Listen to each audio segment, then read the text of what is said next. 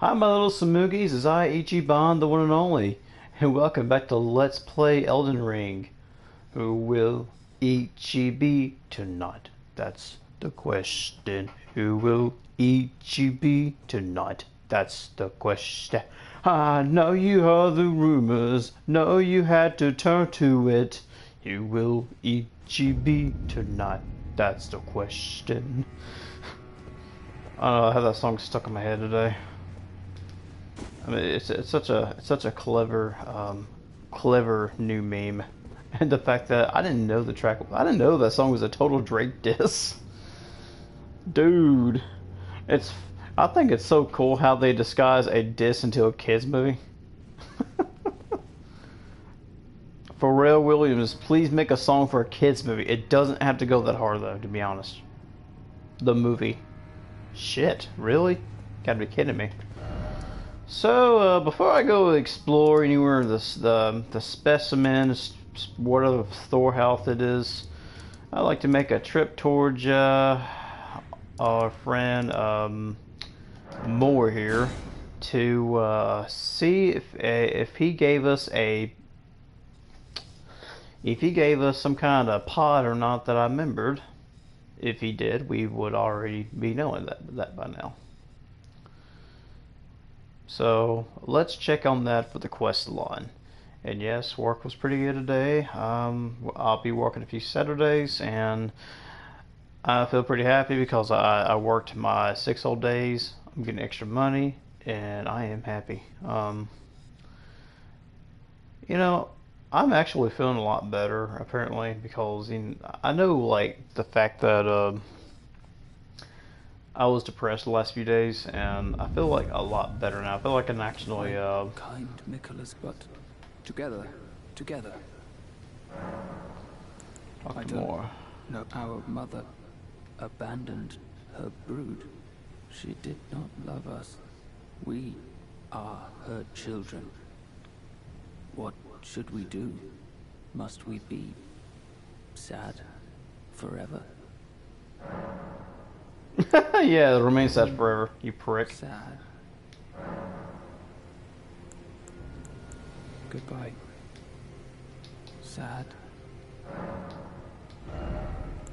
Yeah, I think you tell him to be sad forever. Whatever. I just want to hit that because I never chose that before. Goodbye.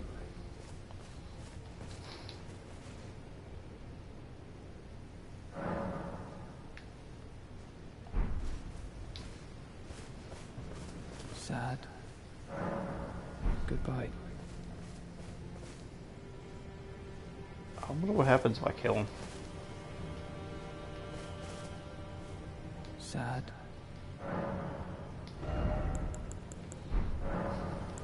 Goodbye.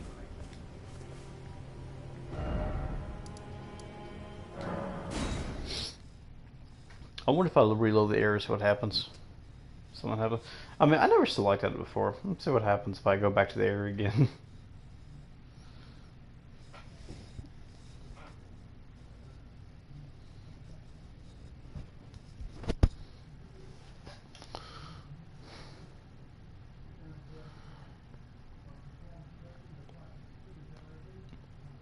He might be gone or something because I guess I'm supposed to be sad and forever lonely. Yeah, because you're too busy dick riding Mikola.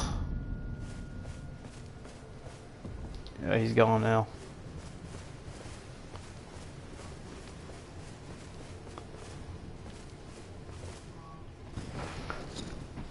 You told him to be sad and forever now, so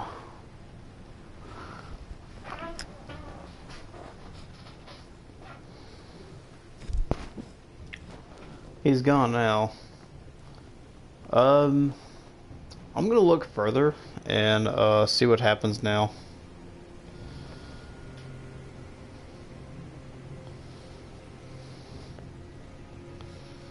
Fuck it.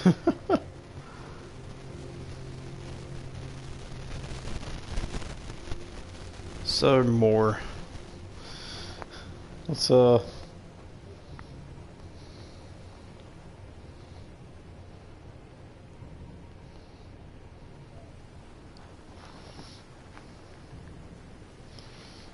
Alrighty, let's go to where...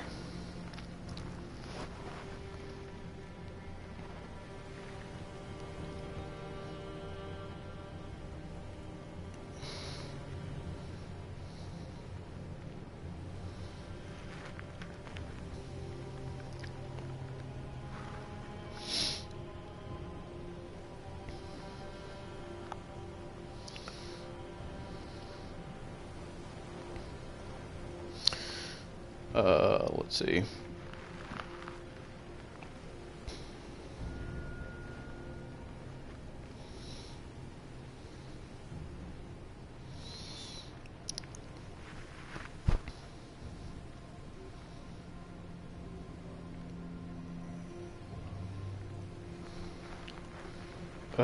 Let's see. I think I'm...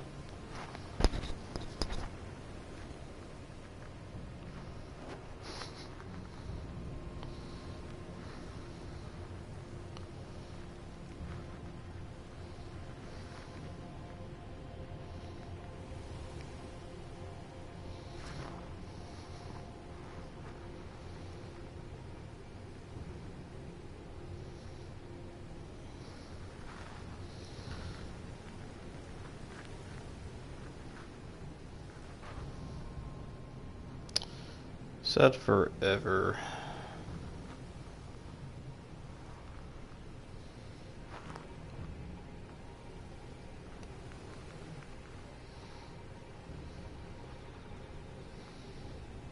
More satisfying.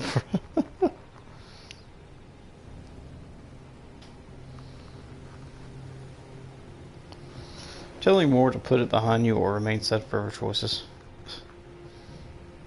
I'm still sad for this. Why do we always have to kill? You can choose option 1. Where do you meet again?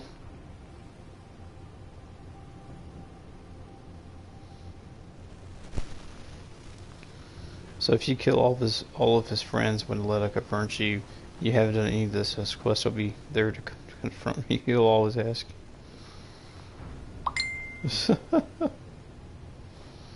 Okay, let's...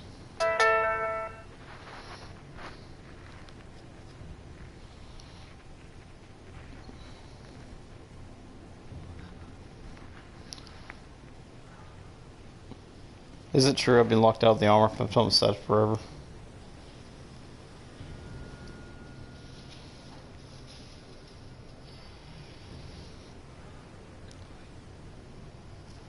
So if he leaves, I can go to this area up here. Up over where the church is. Oh wow, I can actually really do that.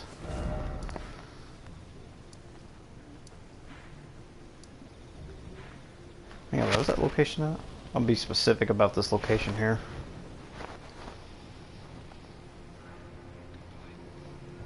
Okay, I was right about that.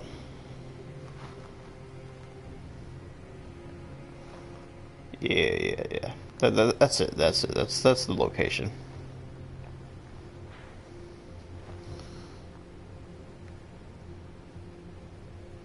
Oh yeah.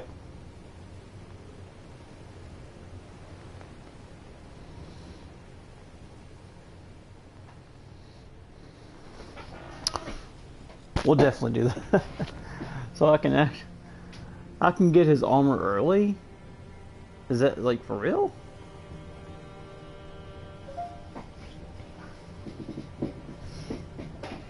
Sure, I'll check that out. Let me go check out Nor. Hello, how you doing, man? What's up, bro?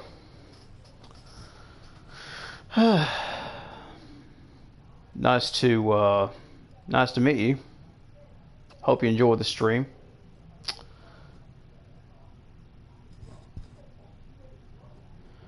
Yeah, I'm gonna go to Thealia first. Since the Mikola's great room is broken, he'll have something different to say. Up here. Oh, are you not affected? Even with the spell broken, I'm feeling rather lost. Haunted by memories of St. Trina. her visage. Oh, okay. Saint The Trina. Lord kindly Mikola chastened me for falling for St. Trina. Good. You play this often? Oh, I play this game quite a bit, Nor. Trust me, Everything just to gaze upon her. I'm quite addicted to Elden Ring. I think I've been addicted to it since last September, and I've been playing since. Alrighty, give the black syrup. I have to say, Sir Mort's wonderful. I don't think I could ever thank him enough. I'll have to think of something. Yeah, this is the last thing he gave me. Ask for the black syrup. You two deserve your shit. I'll mix up something. Sure, what do you got for me? Huh. Weary of the weight of this life, then just give me the word. Sleep is a balm. Nice. I started yesterday. Oh, cool. Is an elixir. Yeah, welcome to welcome to the Elden Ring community, Nor. The best thing to do to get involved with Elden Ring is to choose Vagabond and go with the strength build. If you're playing as Vagabond, I really suggest into investing in 3 stats. Just 3 stats. That's all you need. You have the best, easier time in developing your stats that way. Your basic strength build. Vigor, I suggest leveling that, endurance, and strength.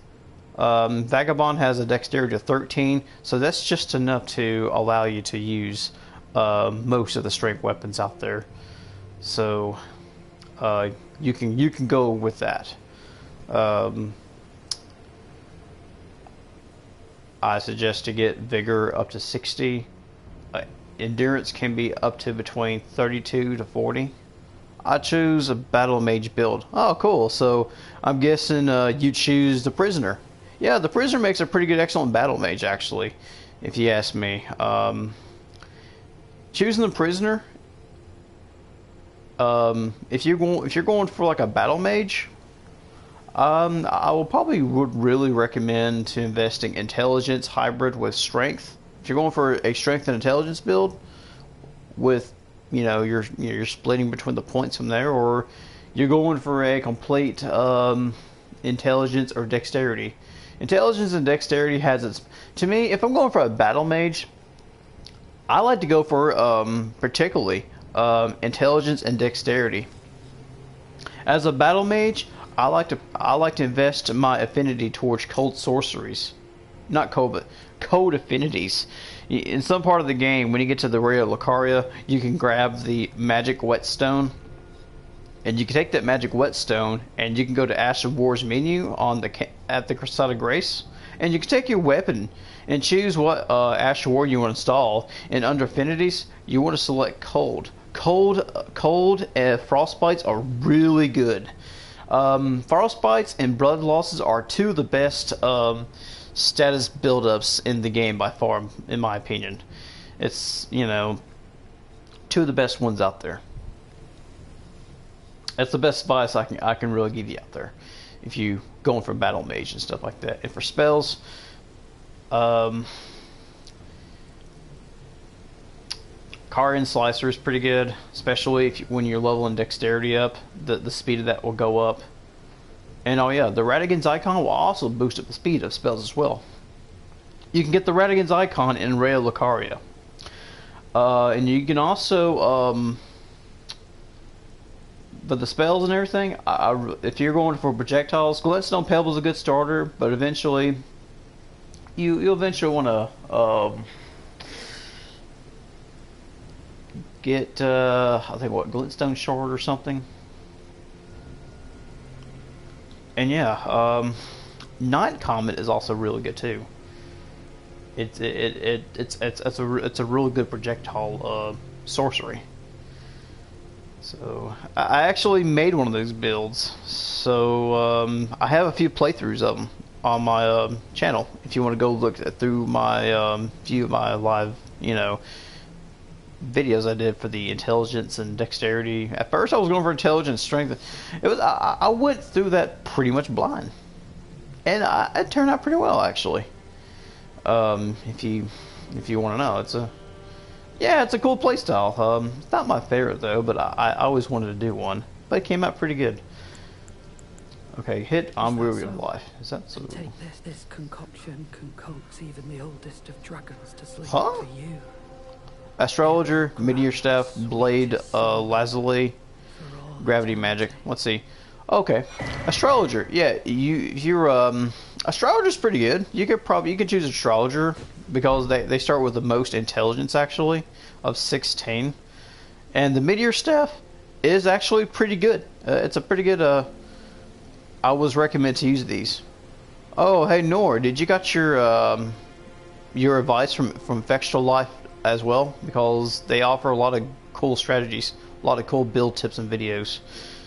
They got really great videos there as well. Really cool ideas that I get my stuff from as well. VextralLife.com also has a lot of cool strategies for Elden Ring as well. Astrologer's good. Meteorite stuff is a good because it's always at S intelligence. The highest scaling. It can by 80 intelligence. It'll be like at least 240 or something. But that will kind of fall off the radar. Eventually, you kind of want to upgrade. You kind of want to go from Meteorite Staff into using the Karian Regal Scepter that you get from defeating Renala. You get that from her Remembrance. And with that, you need about 60 intelligence to wield the Karian Regal Staff.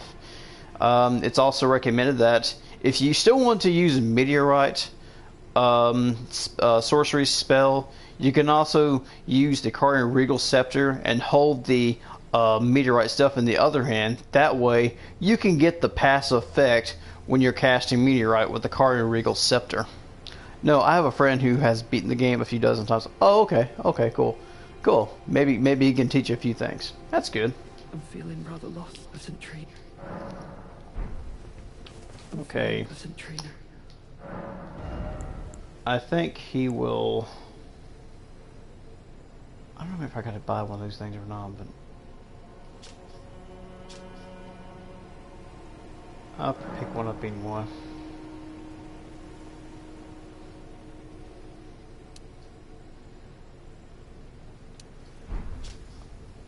Condense some of the fierce elixir purpose capable of putting ancient dragon to sleep. Or need more. A sound signal. A single sip would actually result in swift and certain death. Yeah. Currently he has me dying to the dragon of. He has me dying to a dragon of decay. Oh yeah. The dragon of Xyz or something. I think the dragon of decay is in Caelid, and Scarlet Rot is a pretty dangerous status ailment. It's probably one of the most deadliest ones out there by far, if you say. The enemies in Caelid are pretty tough. I wouldn't even recommend to go there not until you're about level 60 or something. Level 60 around Caelid is pretty good and decent, and you're pretty much able to manage yourself around Caelid at around level 60. If you're playing a battle mage, you can totally take your time and use projectiles. Really, you honestly want to distance yourself away from the enemies when you're playing range combat.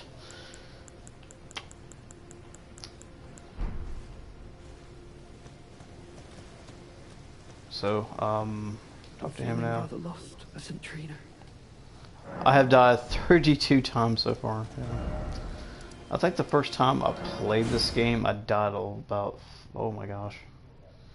The first time I played this, I actually bought it on the day of its release. But I haven't played it because, I got to Morgott, I beat him, then, a family emergency approached. Death in the family happened, so I didn't touch this game until about like another year and a half, and I was like, my friend was talking, I was like, damn, I need to play this game again. I mean, I haven't beaten it, but I need to play this game again. Just So I picked back this game up and started playing back in September. I updated it fully to the max, and I was like, damn, I remember how much I used to play this game. So I've been playing it since. I had something I wish to tell you. Okay, I'm so heading we're looking south. over. I've recalled something that Sir Moore said. He discovered deep purple water lilies blooming on the southern shore. Deep purple. That must be where St. Trina was. Wow, you got good taste in music, Theolia. What's your favorite song by Deep Purple? Highway Star, Smoke on the Waters, Leo,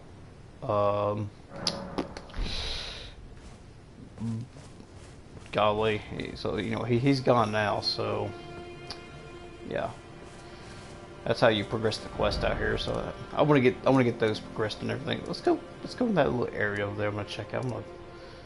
Let's check out that area over there. Nice. I think I made it as far as Renala. Oh, cool, Nor. How was your fight against Renala? Special if you're a caster. If you're like in range combat casting spells, man. I think fighting her as a mage is probably, as a battle mage, is pretty tough actually, because she has very, very high resistance to magic attacks. By far, absolutely. Coca-Cola. After work, I got some Burger King. Got me a Whopper cheese. By far. So, by the way, Nor, this is actually the DLC. I'm actually using my Lord Gwyn build, my Pyromancy Faith Strength build, and this is actually the main game. I gave up after dying to her summons. There's a trick in that battle, Nor. I suggest you to get a. If you got the Regan, if you got the Regan summoning, what is it? I think it's like a Bellier ring or something. What is that? Yeah, it's this thing right here. If you got the Spirit Calling Bell, that allows you to summon Spirit Ashes. You get this from Ranni the Witch at the Church of Ela in Limgrave, which that's located right here. You somehow got to like teleport here, travel here over and over again, and you eventually meet her, and she'll say, "Did you acquire the spectral steed, Ranni?" Yeah, Ranni. Yeah, Ranni, the blueberry raspberry cream pie, delicious waifu. Anyway, so get to the Church of Ela. Like, you kind of got to teleport here a few times as you progress in the game. I don't know, but you eventually meet her, and she'll say, "Did you acquire such of a spectral steed named Torrent?" Which you grab that from after you meet up with 3 Side Graces, and you end up meeting Melina.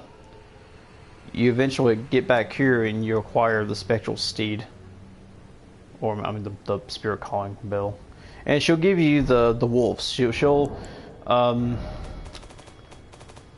give you the Lone Wolf Ashes. I don't think I have seen her yet. Oh yeah. Now, if you haven't seen her yet, and if you haven't got the Spirit Calling Bell, and you failed to do so,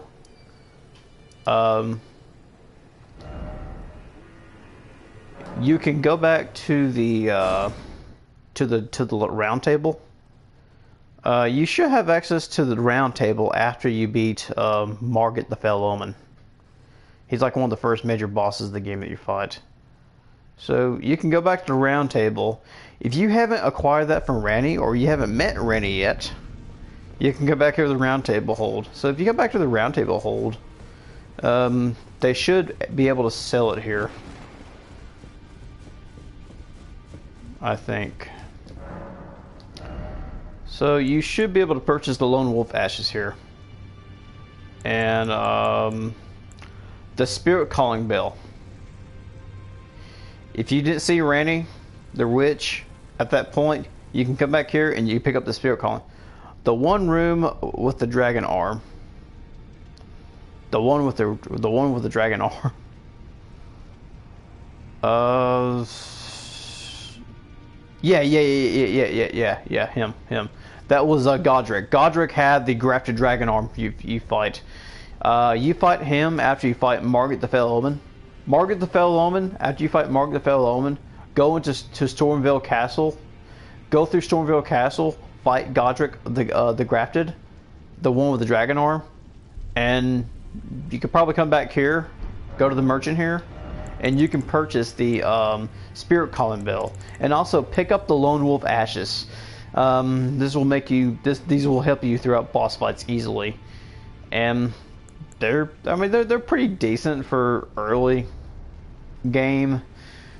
I would say these are pretty good. I mean, if you like upgrade them a little bit through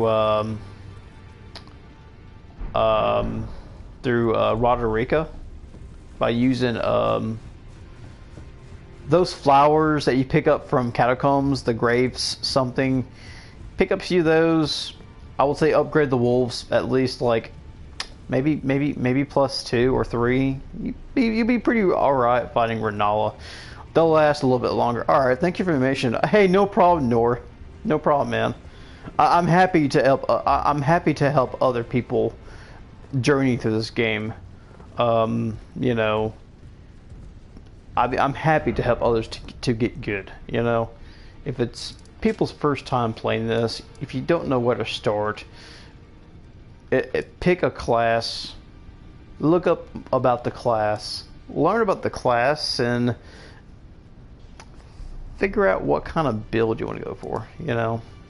And if I got one more last tip I could also really recommend out there, please level Vigor. You're not a glass cannon, you know, because you can easily die in this game fairly easy.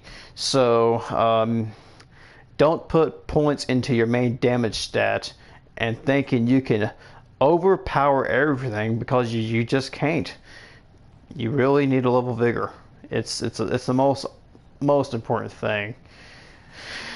And I know some people in the beginning may want to get the Radigan Sword Seal to increase their stats quicker in early game, but fun fact, you are only hurting yourself.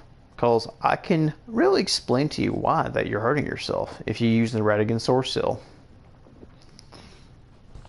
Now, if you're somebody out there who played the game for a lot of people in the first time grab the Sword Seal and oh yeah. Do I have that thing on me? I don't think I do. Yeah. Oh yeah, this is Sword Seal. So, this is the Radigan Sword Seal. This is a talisman that greatly raises attributes, but now look at the key word here, but also increase damage taken. That means it increases how much more damage you are being taken. So if I hit, I don't know, square or whatever console you're playing, you know, no wait, square, hit triangle. So either hit Y or triangle on your controller or something, or on your keyboard where you're playing, what version you're playing, and it will show you that. So right now my stats are like 67, 66, 66, and 65 damage negations of all physical related types of attacks. Now if I go to the Sword Seal, yeah, I'll get 5 extra points in my stats of everything I have of related to need, but I'm also hurting myself by sacrificing my defense at all. So yeah, it's good, but you're really hurting yourself. You are hurting yourself by 7,000 negative of. I just saw a video about that seal. Yeah. I'm like, you really don't want this. Now, there's a positive note, right? There's probably another good reason to use this item now. Another good reason to use the Radigan Sword Seal is if you're, say like, if you're at Mogwin's Palace, right? And you're trying to do the big bird farming method by shooting the bird off the cliff and get like what, 13,000 something runes. per pop. And if you don't have enough dexterity to equip let me go to it. So if you don't have enough dexterity to equip your longbow, which requires 14, you can pop the sword seal. 5 points. You'll be able to have what you need for your longbow if you're trying to shoot the bird. Now when you get done with it, you can unequip the sword seal, unequip the bow, and hey, there's a small use of what you can do with that, because you know the video said it was worth using with a strength build.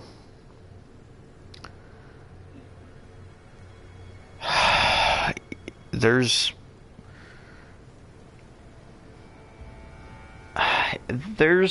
some pluses and there's some negatives behind that. The plus is you get 5 points added to your strength. The plus is you can stack it with what you call it? It was called the you can stack it with the Star Scourge Heirloom to raise your strength with it even furtherly. But note, you're increasing you're decreasing your defense, and you're kind of hurting yourself. So strength builds, saying they're using this. If you're a strength build, when you're leveling strength, you're increasing your. Oh, so it is situational. Yeah, it's pretty situational. Yeah, it's something I would not recommend. I do not recommend this at all, because first time I played and I picked the seal up, I was like, oh man. I look at my, oh no. If you're playing the DLC, I would not recommend the sword seal. That's like the moment you equip this, you're losing like 7,000 of negation.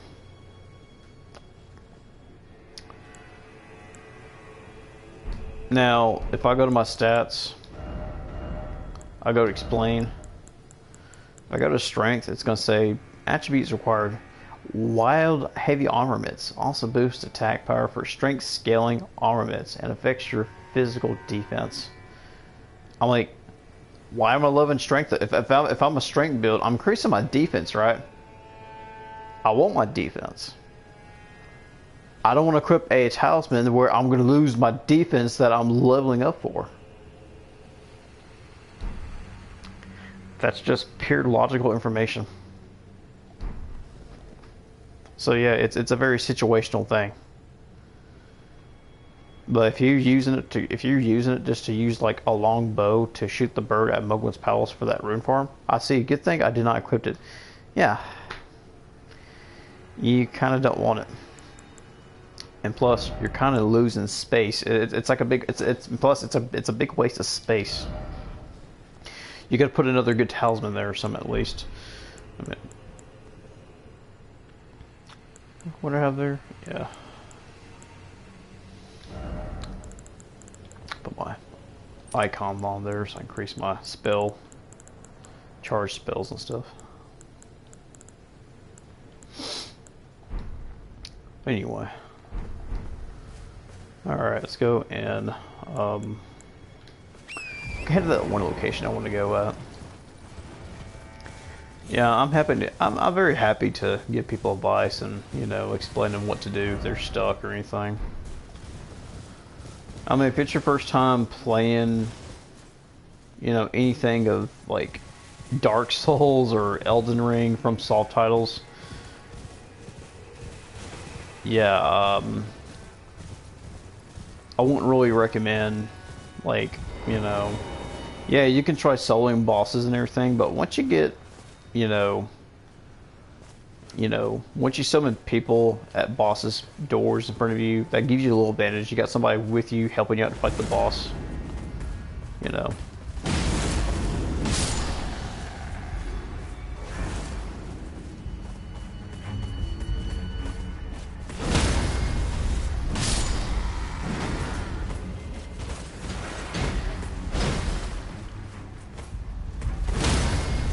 Whew, yeah. Yeah, buddy. I love this. Are you using Flame Grant Me Strength? Why, yes, I am. Flame Grant Me Strength. I'll pop this bad boy in. That powers up my attack for about 20 seconds. It's a 20-second buff for attack. Now, the most unique thing about Flame Grant Me Strength is... let me go to the spell, actually.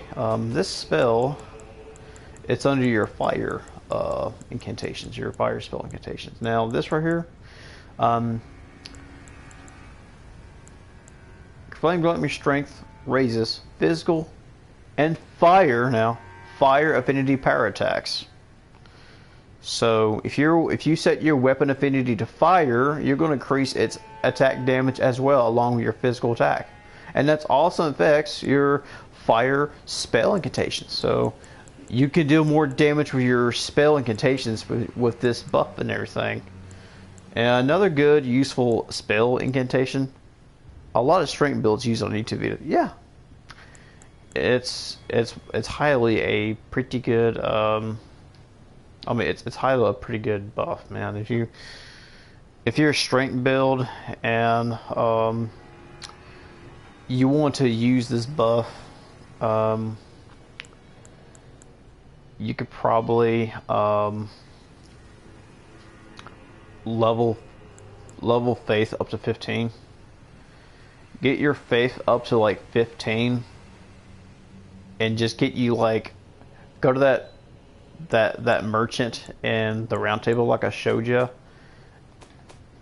and buy yourself a there we go, and buy yourself a cheap finger seal. I mean, a finger seal is pretty decent, you know. It's nothing special. It just helps you to let you be able to cast Flame Grant Me Strength. Grab the seal, put Flame Grant Me Strength, use it as for a buff. Now another good. Does it have equivalent for mage builds? Nah. If you're using a mage build, Flame Grant Me Strength is not that useful at all.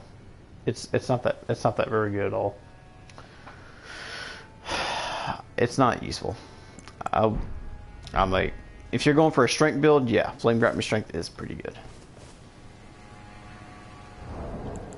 Another fun thing I picked up, what was it? I'm gonna go to yeah.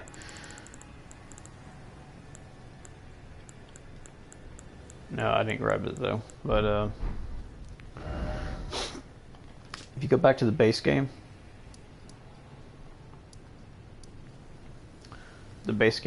like right around down here.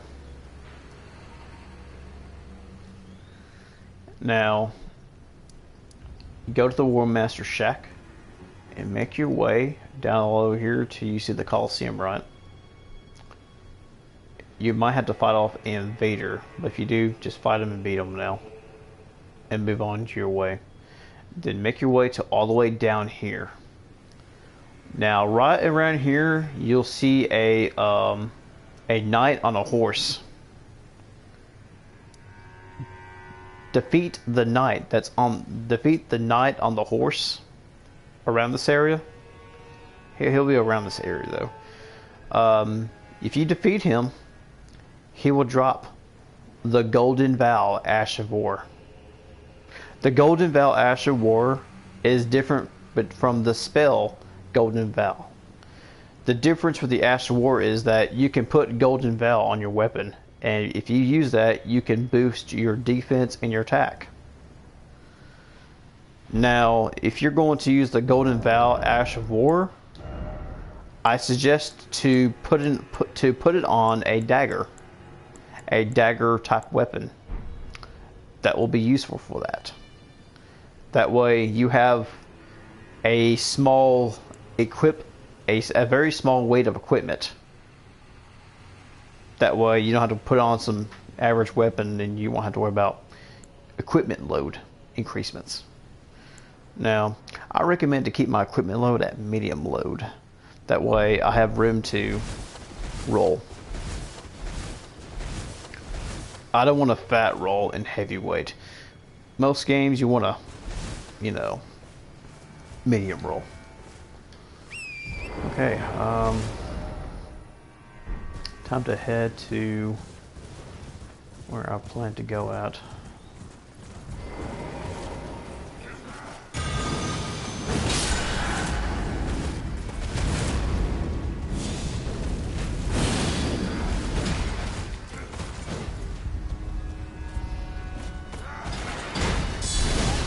Oh, oops, oh well. Alrighty, buddy. I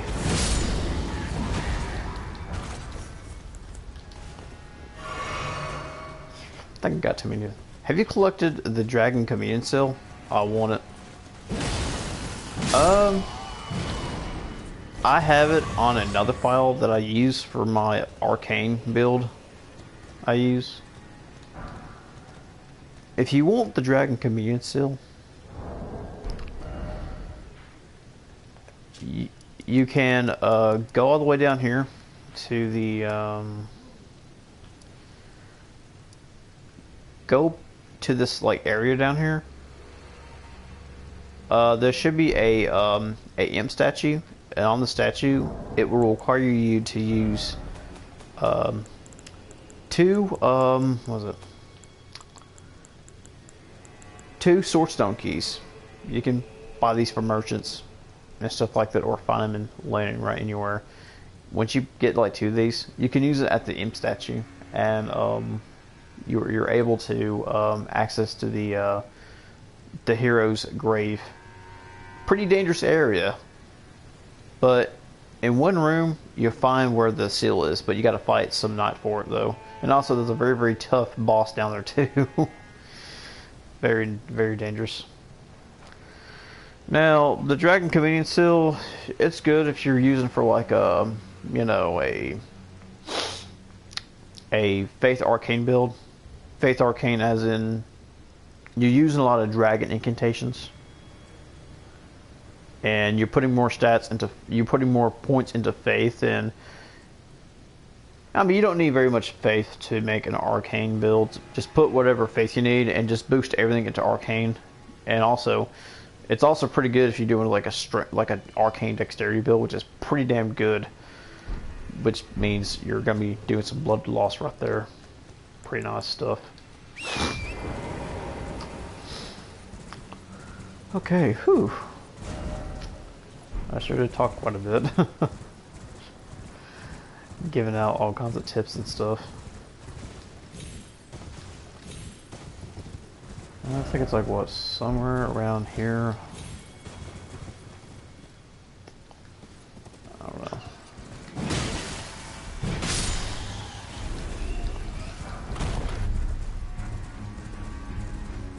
Oh, my friend told me you fight dragons for it. How fortunate.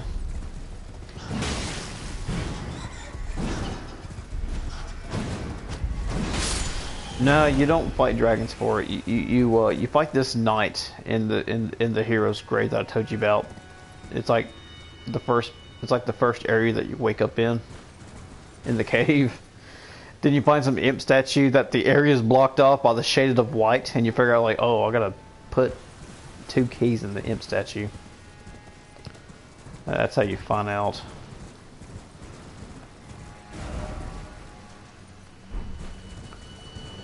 Alrighty.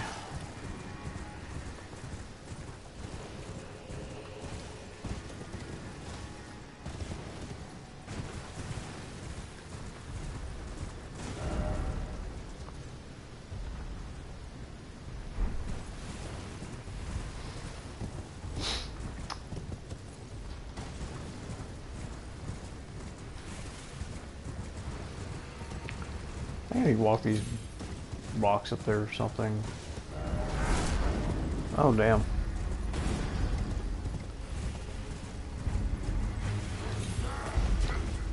Holy crap, there's a lot of them. Holy shit.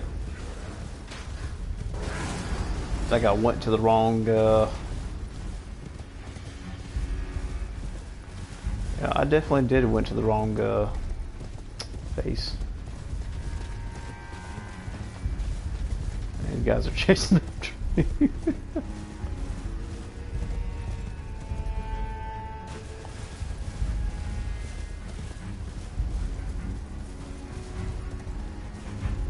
Where is it?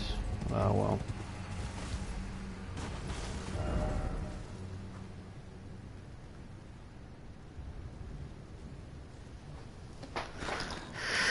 I need to figure that out.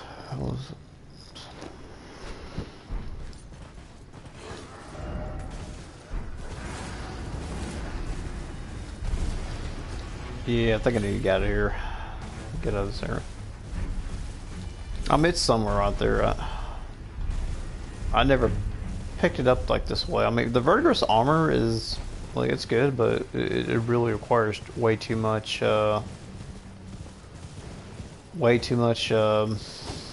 weight to put all on itself. I recently heard about a Lightning Dragon. Have you beat it? Oh yeah, it's like all the way in the. There it is. There it is. Alrighty. Moor's Bell Bearing. Verdigris Great Shield. Verdigris Helm. Verdigris Armor. Verdigris Gauntlets. Yeah. And this is like the most heaviest armor in the game, pretty much. And this shield is, yeah, it's pretty heavy weighted. I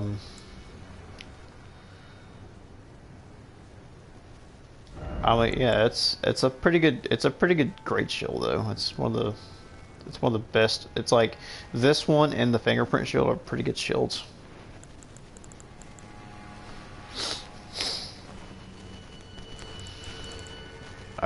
Yeah, the Light Dragon, he's actually located,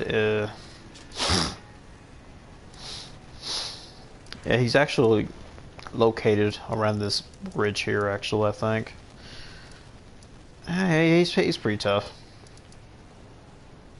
Oh yeah, the Lightning Dragon, another one. You'll meet up with another Lightning Dragon in this area right here, too. Lancex is pretty tough.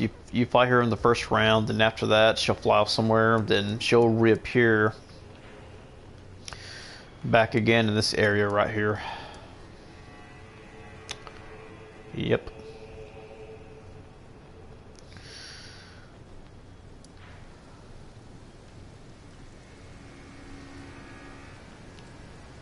You know, this is one. I mean, I never been to that thing over here though. I know you get one. I know you get a certain sword though, but yeah.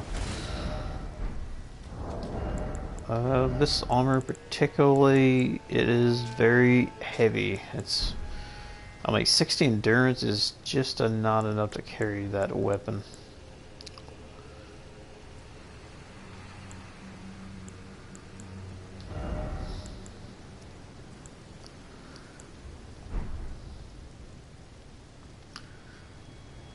No.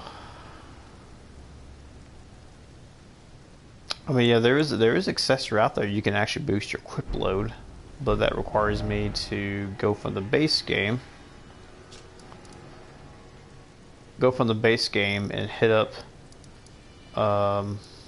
this area. Go down here. Hit up all the way down there, I think.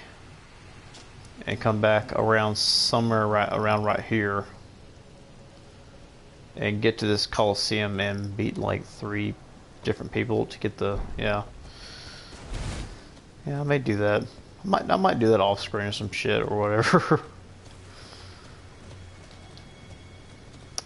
But yeah, I just want to pick this armor set up here. And before the end of the DLC, I probably would like to use that shield. I mean, it's pretty damn good.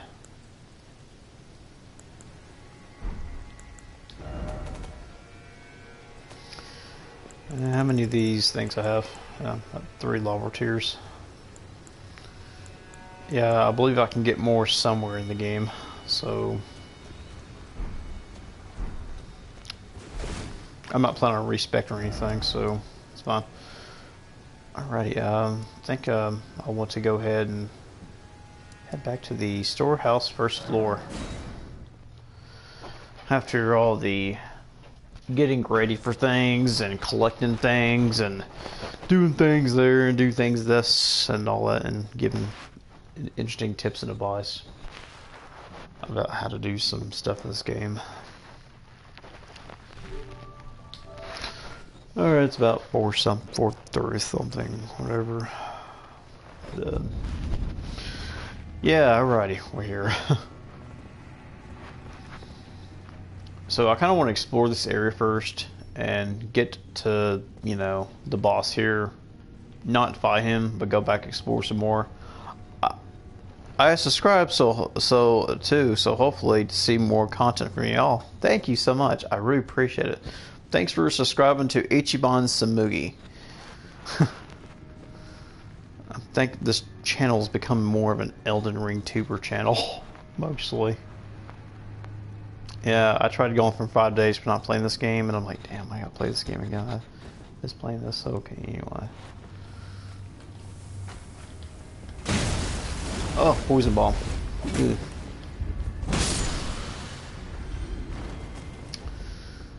So we're gonna continue our exploration down here. Man, I love the Great Star's hammer. It's just such a good weapon. Never knew how good this weapon was.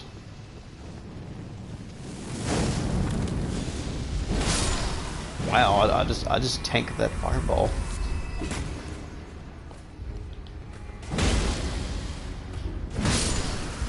Wow, that's pretty cool actually. Yeah, I enjoy that quite a bit.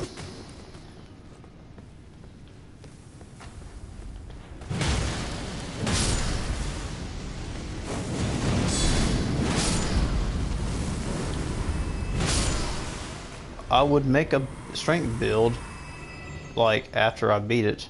Yeah. After you beat the game, try strength. It's the game with my battle mage. Oh yeah. I will try to make a strength build like you after I beat the game with my battle mage.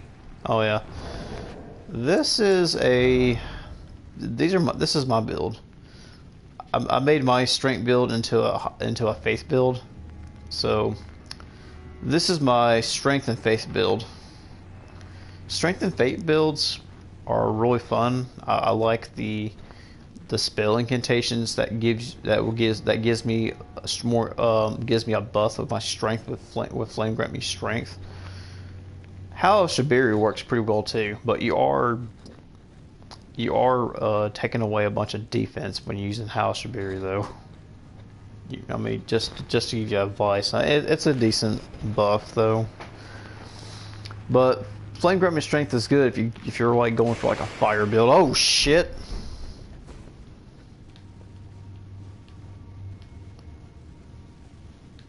Okay. Okay. All right. Yeah, you never know what the hell's gonna come at you. You never know what's gonna come at you in this game. If you pause the game for like just there and back. So what I like about with Faith Incantation with Strength is that, you know, you get these buffs like Flame Grant Me Strength, Golden Vow, and the Lightning Spear is so good. Ancient Dragon Lightning is pretty good. It's a really good AoE attack. It's pretty good for clearing out, you know, a whole mob of enemies. It's like when the lightning goes forward, it just hits, like it just penetrates almost anything. That's pretty good if you're around a bunch of enemies and trying to like clear the area out. But I got Catch Flame. That's for a combo I want to do. Giant Flame take the big fire damage, and the fire AoE attack is good. and the last one is like a big, huge attack where you throw it. It just spreads. It's pretty nice. Um, yeah, I got dexterity as my secondary damage dealing stat. You know, I mean, at first I was doing 80-80 strength and dexterity, but then I was like thinking, why don't I just do a? I got 60 faith. I want to do a full blown strength and faith build here because holy is pretty good in the DLC. Holy damage stat kind of sucks in the main game. It falls off at the end of the game. Something big just trying to keep you on your toes. Yeah, definitely. I mean, yeah, I mean the faith stat. I mean, if you're going shoot, if you're starting like a new build and if you're trying to do strength and faith, just I probably would just go for like 60 strength and 80 faith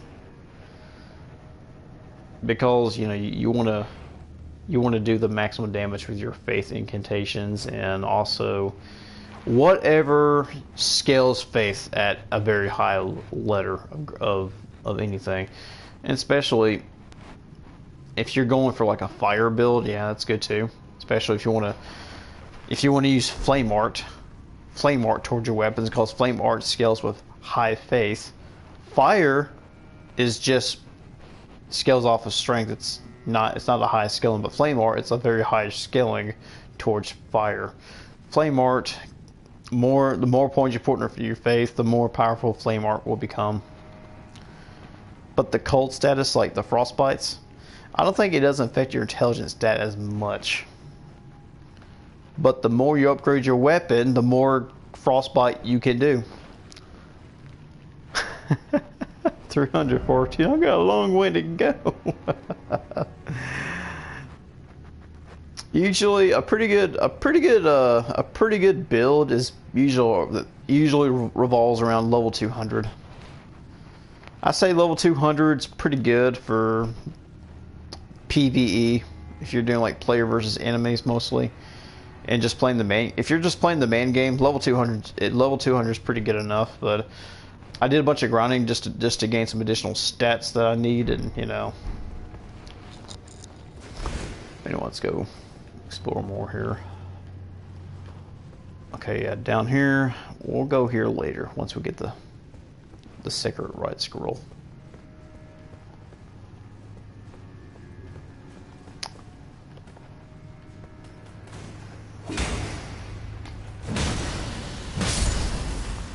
Okay. Ooh, make sure nothing's coming out. Ooh, now.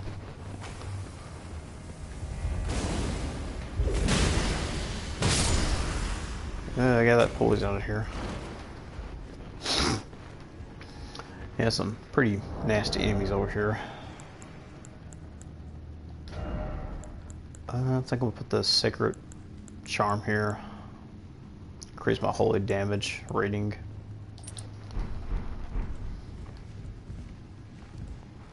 I'm only level 64 in my main. My strength will be level 1.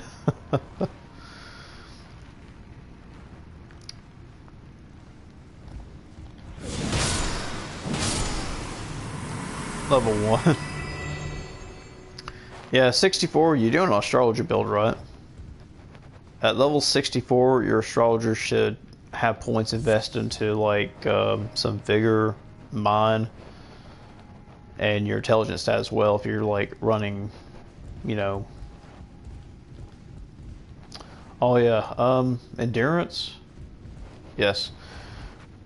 Now, when you're level endurance, if you're like playing like an astrologer, you don't need but like 26 endurance. That's just enough to, last. But if you need more endurance to cast your spells, because it takes, when you're casting spells, it does take your endurance. So if you want a little bit more endurance, that's all right. Usually 26 endurance is good enough as a spellcaster. Or maybe 32 is good, or I don't know. Depends how you feel. Depends when you're casting spells. I put most upgrades into intelligence. uh,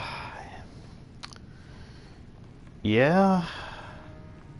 Have you tried leveling vigor? It can really help you. You can really help you if you try to level in vigor. Yeah, that will increase your health. Yeah, that will increase your big red bar here.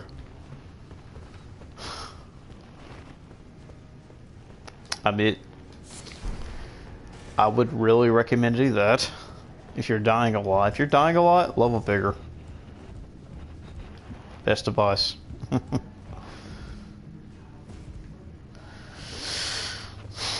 Okay, I know.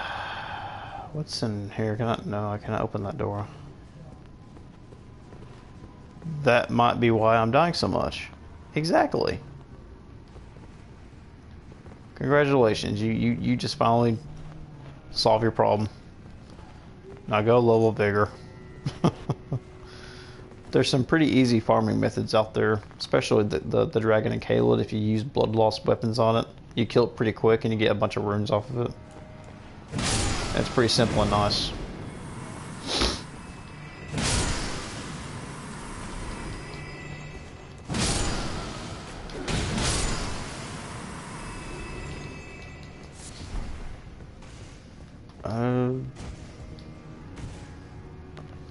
I'm gonna avoid that thing right there. I don't want to trigger that thing. I don't want to aggro it.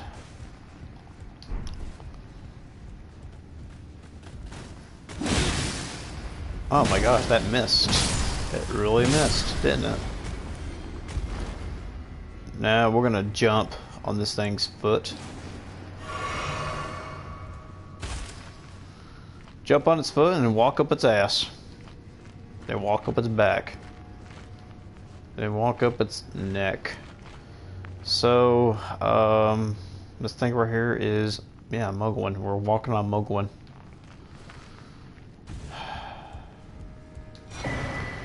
We'll get a scatter tree fragment right here. And go down here. Rest.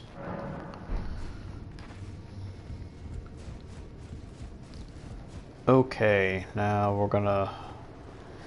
Now, like before, as I'm pretty experienced here, I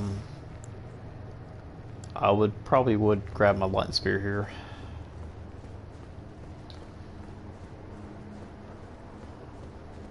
I would want to be careful through here actually to... 4-4, okay, cool. I recently discovered a giant white dragon with the baby dragons. The giant white dragon, if you can get a weapon with something that has blood loss attached to it, or if you could just take, actually, the Morning Star. You can get the Morning Star if you can grab the Morning Star and two-hand it. You can get the Morning Star right at right around here. It's in a carriage. It's like on the left carriage that you pick it up from, right down here.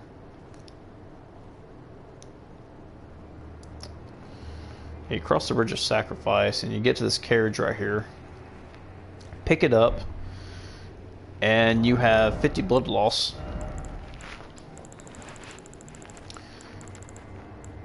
You can use that to have I don't know, where's that again? I have a meteoric sword with 50 blood loss. Oh yeah, yeah. Yeah, that works. As long you have the required dexterity and intelligence to use it, you can use that. What when I say that, I mean like when I look at a weapon like this, when I see a big X on it, that means I can't use it because I lack the intelligence. So that means I would have to get a certain amount to be able to equip the weapon. If you equip it like it is, you won't be able to get the full potential out of it. But fun fact, strength weapons. Say like I'm playing a pure strength weapon, right? Say like I'm using the heavy greatsword and it requires me 31 strength and 12 dex. My strength value, if I have like, I don't know, say like, if my strength is around the 20s, it may be a big red X on it telling me I can't use it, but sometimes it will say if you two-hand the weapon, maybe you can actually hold it and use it. So two-handing the weapon removes the X if you have the necessary strength to cover the rest of it. So you can actually two-hand it. Two-handing can make it where easy where you can actually, you know, wield them right. I mean, if you're still seeing a big O X on the weapon icon, it's like, good to know. Should I obtain Moonveil for late game? Yes. Yes, it's a good weapon. If you're well, I was doing a little bit of dexterity with this build in the beginning, but I was actually,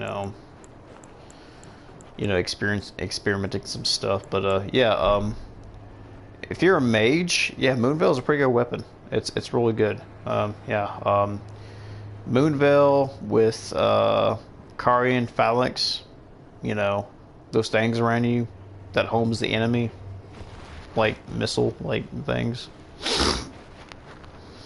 And the Moonveil has the Transient Moonlight is a pretty good Ash of War.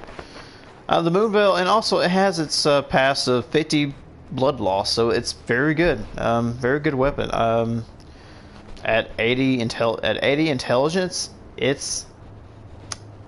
at plus 10, it'll reach a scale of B in intelligence if you plus 10 it with all the somber stones and the ancient dragon somber stone at the end. It becomes a really good weapon. Like it's a very popular weapon to use. There he is.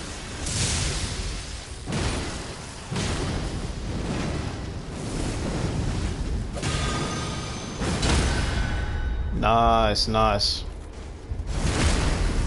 Got him.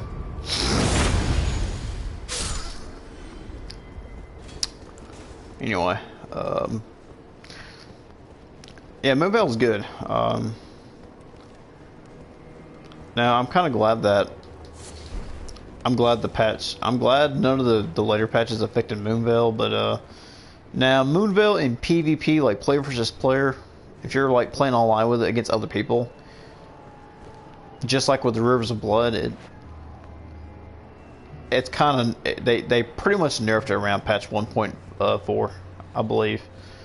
But it's pretty good in the main game if you're playing online with it. Yeah, it's still a good weapon. It's a nice weapon to use though. I mean, I do enjoy it.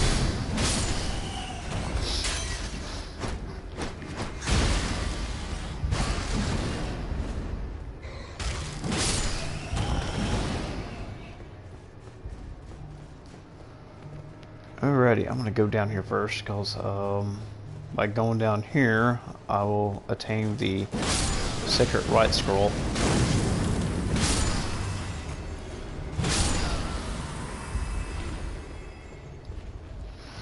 Because we need that to progress the quest line with Sir Anjbush, or whatever his name is. Whatever you call him. Holy proof pickle liver.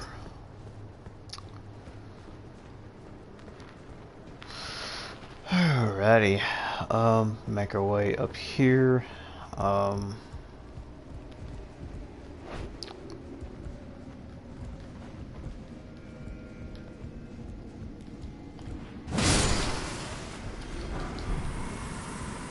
Anything can anything can happen. Sometimes I feel like, you know, these games feel like a survival horror game, and you have no idea what's coming out anywhere.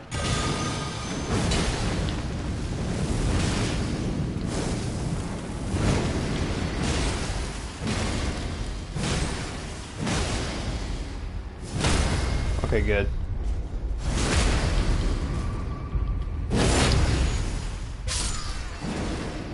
I discovered hammers have really good high value of voice damage.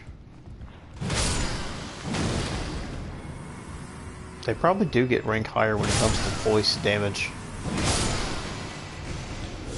So like sometimes when you're just like knocking the hell out of somebody, when they break their stance, they kind of like stagger down a bit, and they just fall down. Let me see. Fickle, fidgety little letters. I should wipe you clean off the page. Okay, I think.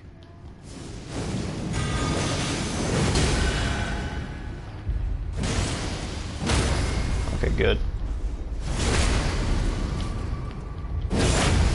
I do like that Prayful Strikes on this weapon.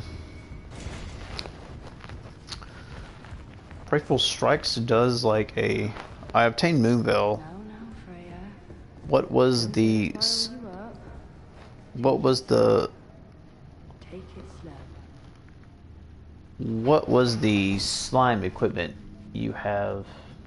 By my lord. Will I ever make sense of this The jumble? what? Slime equipment. What do you mean slime equipment? What was the... You talk about this... What? The outfit or what? The Moonveil? Well, the Moonveil is pretty good with successive attacks, so if you have like... If you have the Moonveil,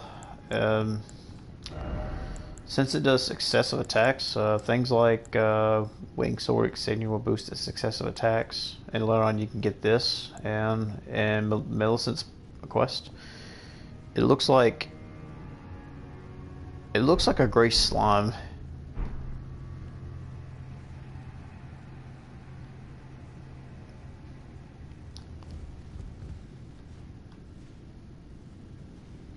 By my lord. Talking about the weapon. The weapon here is called the Great Stars. It's like a big hammer. It's like a big hammer with spikes and everything.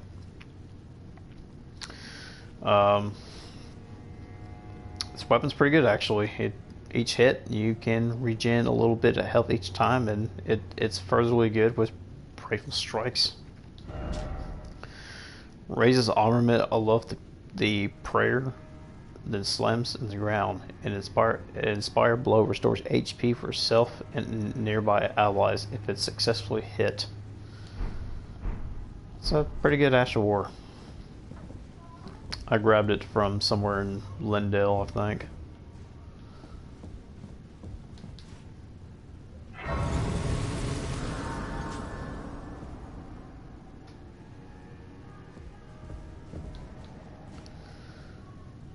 Head up here.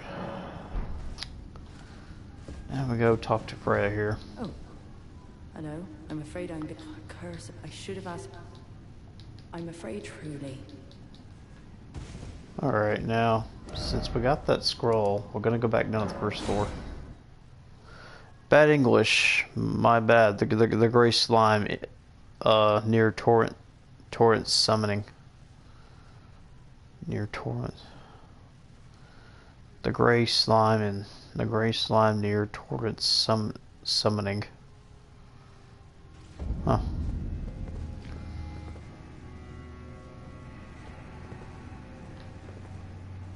This? I don't know. I don't understand what you're saying. Gray slime. Whatever that is.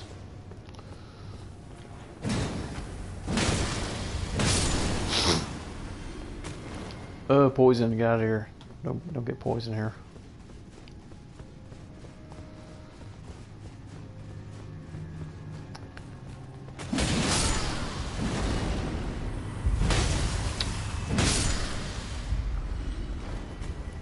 So I'm gonna go back to this area here, and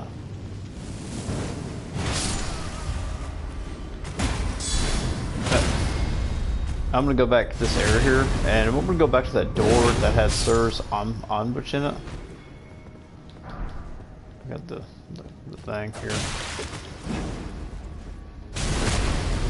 Oh god, dude. Oh my god, look at this.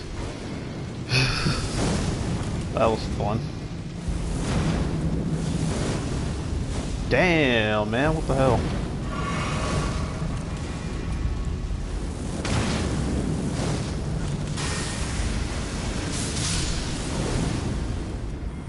Good god. I see you when you open your menu.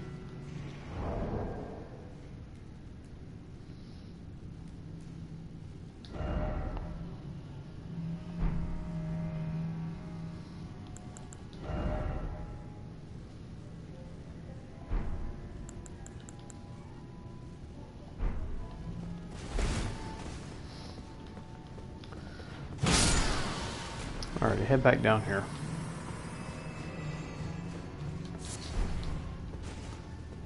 And talk to Sir Ansbush. So, after Lord, it appears he's been taken. Surely you, after failing, I do. And progress the dialogue. Head over the secret right scroll. Yes, even that, as if you he plans. And discard the dialogue. Righteous, you have given me. I think I heard this dialogue so many times. And tell him about precision. Equipment menu. Gray slime near the Righteous, could you please, thanks to you, yes. Near the torrent summoning.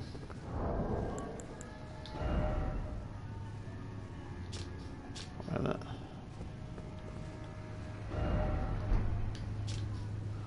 Oh, gray slime. Okay, yeah, the grayish part on the left menu. Yeah.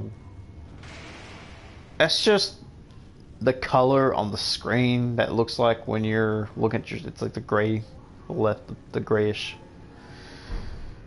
Yeah, it's pretty much the menu pattern that you when you open this up. Yeah, that thing. That's what that is. Yeah. If you're asking about that, that's what that is. They're grayish looking sidebars. They're little sidebars. That's what that slimy thing is, if you're just referring. Alright, go back to Freya.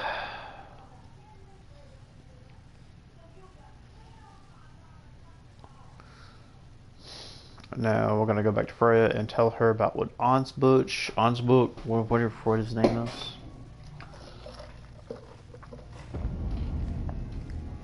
I mean, yeah, whatever his name is, I don't know. Can't keep up.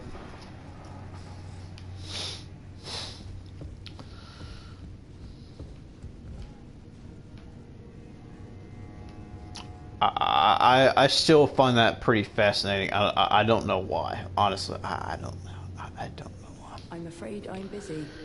Is the gray slime a summon? No. It's not a summon. That's not what it is. It's just the coloring, the coloring of the menu. That's what you're referring. From Sir Ansbush. What on earth could it? Yes. Of course. As the festival, but kindly, which is fine, but I know it would, and certainly endless war to, as befits. Thank you. Give my regards to tell him you to face your. And get the Great Lion Shield. All that remains. Screw Con Nicola. So I think once you rest here, or you come back to this area, she should be gone. It's part of your equipment items, though. Yeah. Yeah, that's what that is. If you're asking that, that's exactly what that slime. Oh, you talking about this? The Mimic Tirash? Is that what you're talking about? Oh, is that what you're talking about? The Mimic Tirash? Yeah, this bad boy is The Mimic Chair copies pretty much everything that you do. Like, you can summon this thing, whatever equipment you got on, it will copy everything that you do, that it will do in battle. Like, if I look like this, and if I got my spells set up and my talismans in certain order, when I get to a boss fight, if I want to summon another person in battle, I can summon myself in battle by using the Mimic Chair Rash. Plus 10, the Mimic Chair Rash will pretty much annihilate anything. If it's your first time playing, the Mimic Chair Rash is pretty helpful. So I really recommend to getting the Mimic Chair Rash. I mean, if it's your first time playing, it's definitely a must get if it's your first time playing. And later on, you'll start, you know, soloing most bosses in the game like a pro.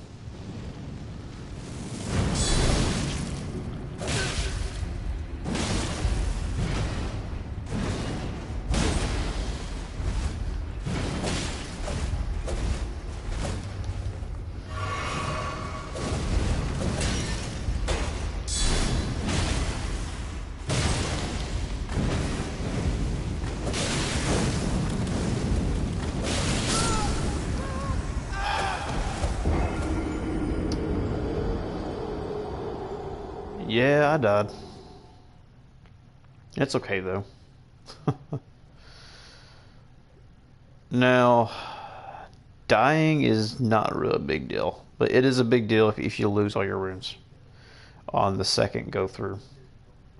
Die once more, get your runes back. Die the second time, while you try to get your runes, they're gone forever.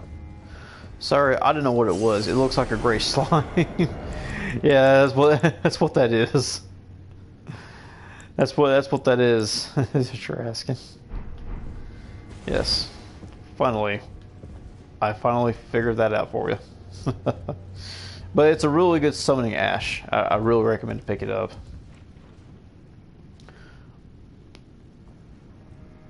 Yeah, go down. Yeah, that's a go down. Go down. Go down, stupid fireman. The big bad red man. So anyway, get to the horse. I want to jump on it. Okay, you jump on the horse, get a revered spirit ash.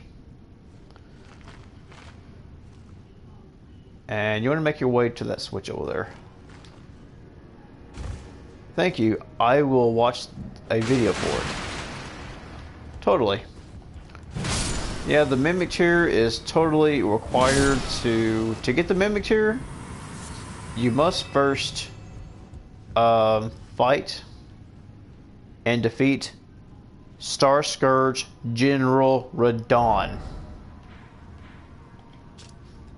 at the at this area right here. He's very hard to fight. He's very hard to fight. He's a tough customer for the beginners. Beginners are expected to die a few times against Radon, especially if you're a magic build. Any kind of build.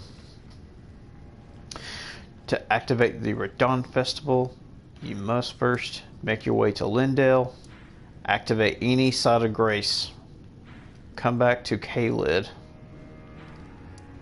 make your way to Fort Gale, climb the top of it, take the teleport right straight to the impassable Great Bridge. All the enemies should be gone. Make side of grace here. Use the teleporting gate to get inside the Red Man Castle.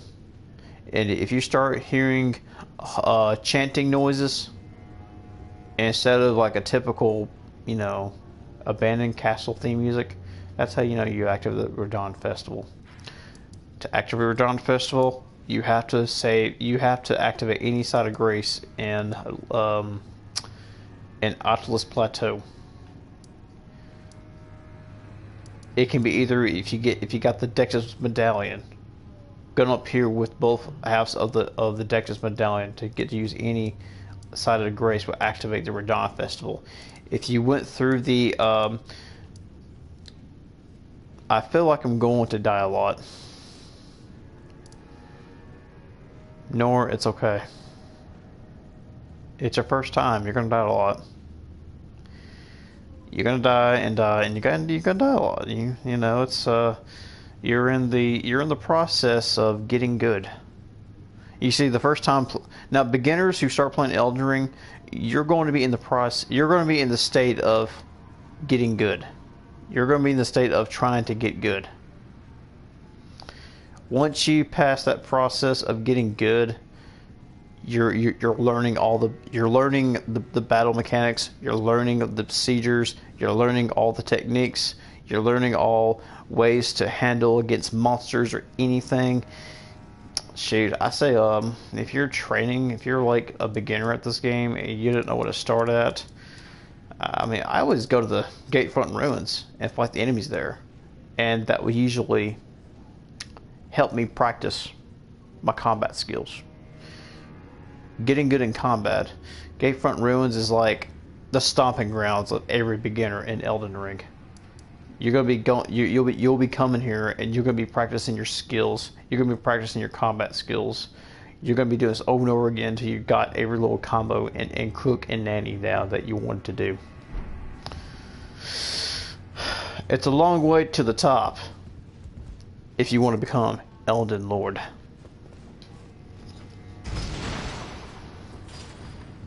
But don't fear not, Nor. You'll make it. It's a process, man. I mean, it's a process of learning the game. Not everybody is going to, you know, do really good in these games. I sure as hell know that there was no way for me to be able to, you know, get through the game and the first time. And yeah, it took a lot of practice. Now, I played Dark Souls before I played this game. And I mean, this it's kind of like Dark Souls, but it feels completely different compared to what Dark Souls did. Okay. We're going to go up here and head up here. Alright, we're at the Statue of America here. Now, these statues are like little checkpoints. If you die, on the screen it will say return to the last side of grace or return to the Statue of America. You can come back here.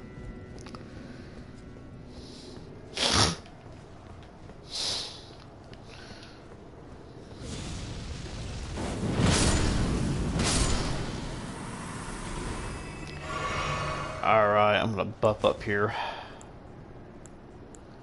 real quick.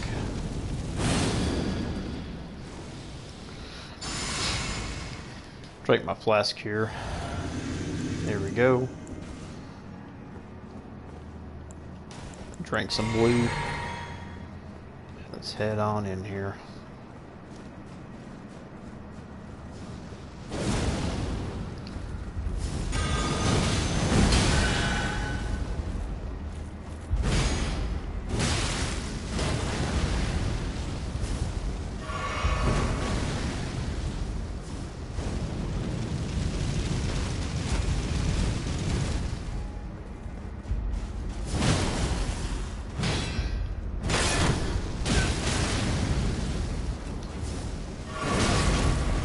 Whew, that fire spear is something else.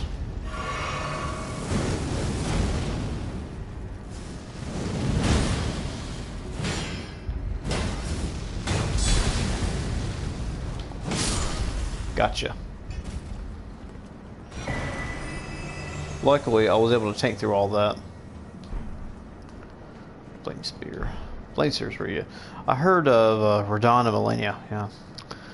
Radon and Millennia,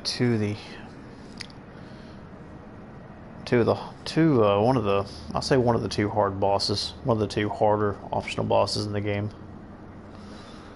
Now,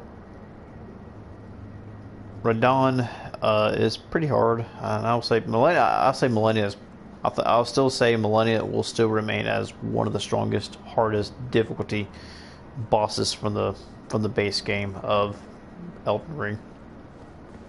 She's more harder than the final boss himself. She's more stronger than Radigan, and she's harder. quick, fast, dexterous speeds. Now in the DLC, Radon is hard. Yes, that's who you fight in this DLC at the end. He was one of the toughest fights. I would say Prime Consort General Radon was one of the hardest fights to deal with that I've ever seen. And yeah, I'll tell you what, he sure did provide a challenge, man. I'll tell you what. Okay, we get 3 scatter trees from this. We're good here. Okay, we got to Mesmer. We got to Mesmer. I don't want to fight him just yet. That's what time it is. Oh, it's 5 o'clock. We're doing pretty good on time. Okay, cool. Level up Spirit Ash here. But, oh yeah. 6 Spirit Ash blessings. Powerful stats, but I think around about, yeah, that's decent.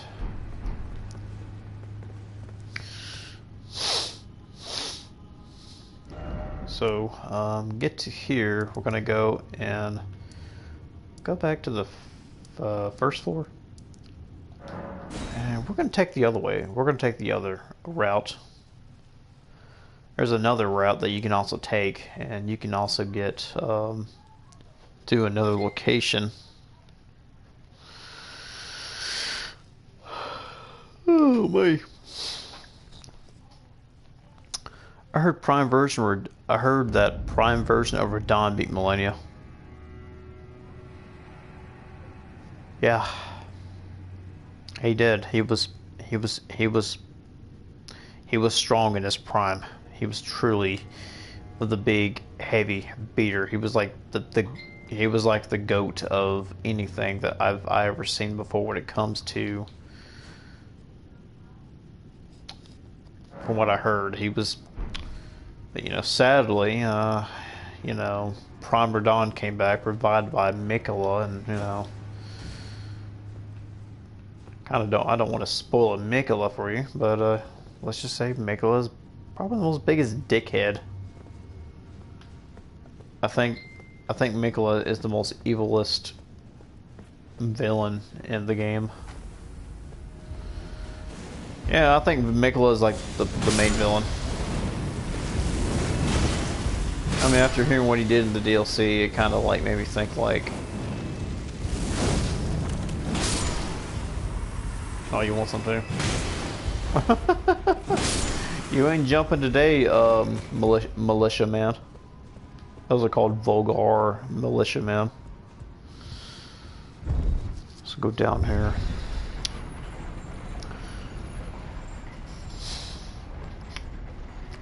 The moment Millennius calls a Scarlet Rot, Radon became to, you know, be rotted himself.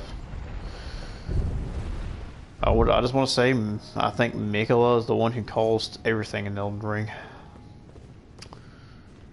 Yeah, he is truly the main villain, if you ask me, when it comes to who do you think the most evilest character in this game. We go to Jarheads.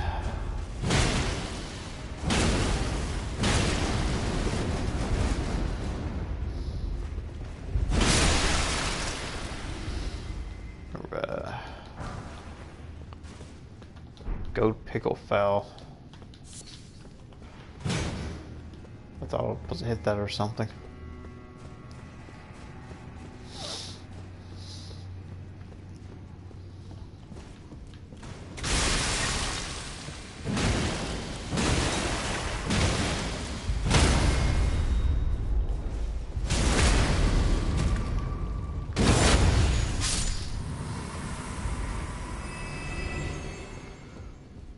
I don't know, I think Holy is kind of wearing off here, I'm not sure, but... What are those? That's what I'd like to know too, man. What are the... Game Clip, what's up, buddy? How's it going? It's good to see you again. Hey, how you been? Ichiban. Uchiban. Uchiban. It's Ichiban, the one and only, guys.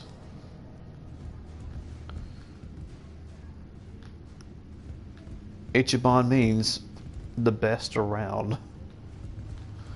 Was the embodiment of the Elden Ring difficult? Did the embodiment of Elden Ring difficult to beat for you?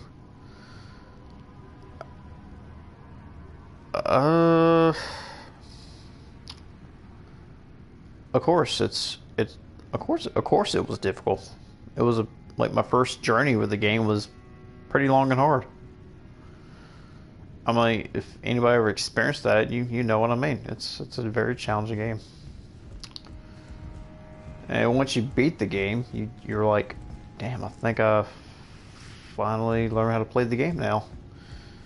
And you're like, fuck, I want to do it again. That's pretty much how it bees.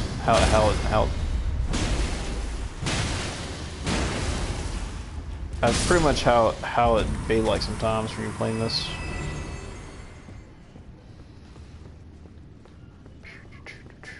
I think I'm going down here. A lot of nasty people down here. I think I'm going to switch out weapons here. I think fire might be a lot better option here. Yeah, there we go.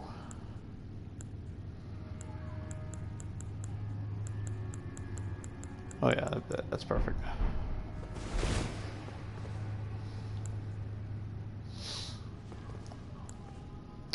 Of course Ichiban is using Mimic Chair, even in DLC.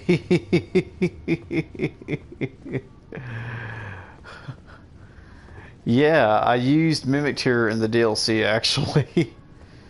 Hey, game clip, if you haven't seen yet of anything yet, I beat the first two bosses of the DLC without the Mimic Chair. And guess what? It was hard as hell. It's hard. Elden Ring feels like similar to Skyrim, just with extra 2 steps to me. Yeah. Skyrim's a good game, Elden Ring's a good game, they're both a good games. For real, nah, refuse to believe that. They're both good games. I'm like, yeah, you could try to compare it with Dragon's Dogma and then be like, yeah, Elden Ring's just better. Skyrim bosses are a joke. They really are. They're pathetically easy. Every time I go back to playing Skyrim, it's like, damn, this game's too fucking easy. I'm doing too much around here. Okay, how am I gonna approach this guy? I'm gonna burn his ass to a crisp. Can I do that? Take this off, pop this in here, boost my incantations a bit here. I think I'll burn his ass to a crisp here. I think I'll do that. I think it'd be nice.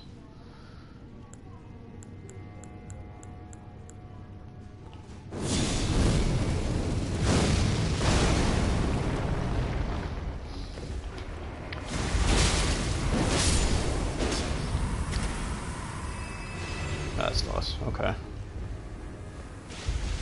Whatever the hell he's throwing at me, okay. Nice. True, I meant the way it plays is similar. I mean it is. But I mean it's still a fun game all around though, but it's pretty easy. It's kind of more of the easier game. Now, I've really never played Dragon's Dogma. I'm like, I tried playing that game I played the game for about 4 hours and I just never was into it as much. I feel like if I try playing Dragon's Dogma 2, I feel like I'll be spending more extra money just to fast travel some places, and I don't like character inspiration stuff. Yeah, I mean, yeah, I even tried playing Dragon's Dogma for the Xbox 360 when it first came out, and I wasn't too surprised by it. I know some people were into it. It's like the people who played Dragon's Dogma, enjoyed Witcher, and I'm like, it's not everybody's into, you know. It's like if it's not your cup of tea, then you know sometimes, you know, you might stick to Elden Ring. I don't know. I'm like, you're the player, play what you like, you know. You know, Ichiban, there is a game called Visions of Mana. It was going to come out soon. Do you know about it? Visions of Mana. Oh yeah, I'm excited for it, dude. Visions of Mana. It looks so good. Visions of Mana is a game series based on the Mana series. I would always forever say that Secret of Mana is always my favorite Mana game because, I mean, I used to own a Super Nintendo and I used to play that game a lot.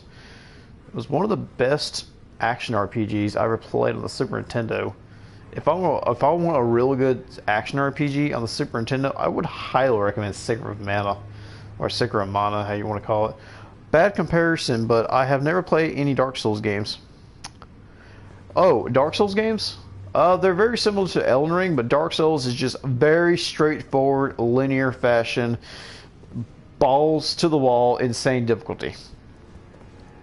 But in a fun type of way. Nah, Ichiban, Witcher 3 is it kind of slaps. I used to say it's boring, but now it gets an action. It gets an action. It never disappoints. Oh, okay.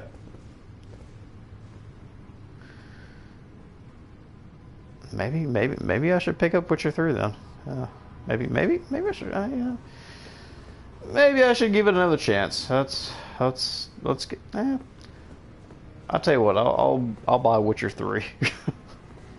I'll pop it in. I'll live stream it, and I'll I'll check it out.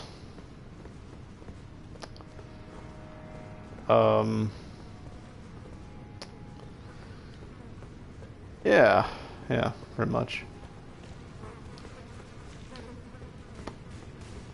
I mean, I played it when it came out.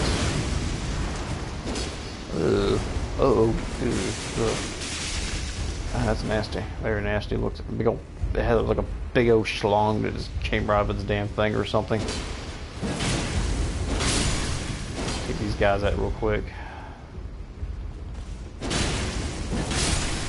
Okay, I think I'm gonna go and shoot a damn lightning bolt through it. Yeah. Damn, am I like taking? Well, what is this? What is that? Ooh, what is that I'm stepping in? There's a very nasty blood bath here. Speaking of blood baths, you can take a blood bath in Baldur's Gate 3 if you wanted, but you know, kind of weird idea. I think one thing about Witcher 3, just I don't know, it just, man, I kind of have a mixed opinion about that game. I know a lot of people liked it. I try to like it, you know, just, man, I don't know, just.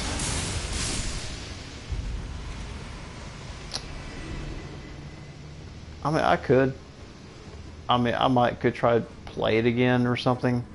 Is Rivers of Blood worth using over Moonveil for my build? Well, Nor, if you're going for like a mage build, I would say Moonveil is the better route, because you can do a quest line for Preceptor Sylvis and acquire the Magic Scorpion Charm to boost the damage of magic attacks. What is this? Iris of Grace. Okay. And this is a... The hell is this? Is that a... What is that? Oh. That's nasty. It's pretty... It's pretty grotesque, actually.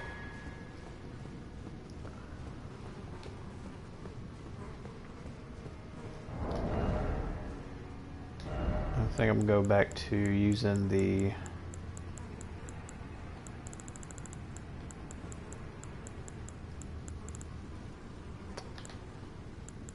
Great Stars, because I think most of the enemies here will wait to fire.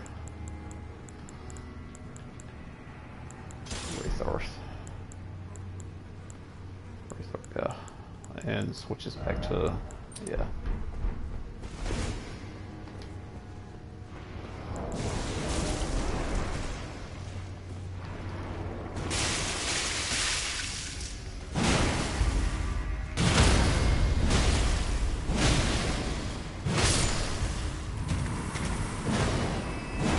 Yeah, alright, cool.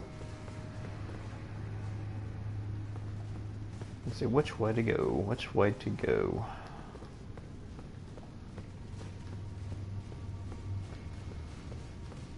So, the Iris of Grace is a certain item that you use.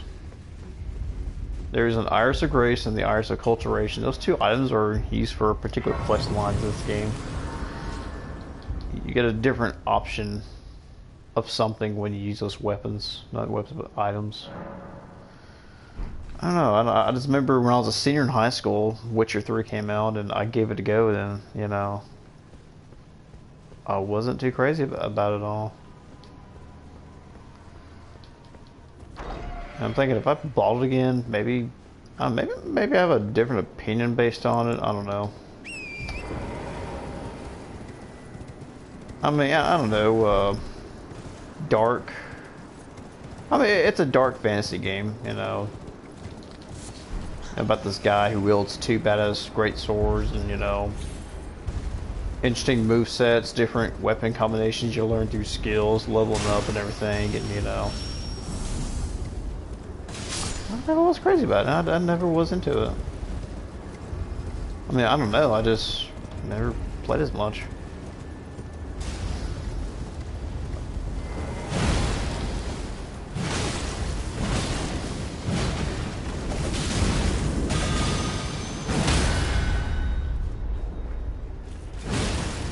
Whew. Yeah. Oh, yeah. That's a big ass hood. That's a big old hood. Big hoods. big old hoods. And it jiggle like a boob or something. I don't know. Yeah, Moonville is pretty good for magic builds. I mean, Rivers of Blood is good for like a Dex arcane build if you're going that route, or dexterity build. But yeah, arcane's a very interesting stat. Why did I put that? What did I put that for? Wait, this out here. I had something marked somewhere. I don't remember where I marked it at. Oh, down here. Okay, cool.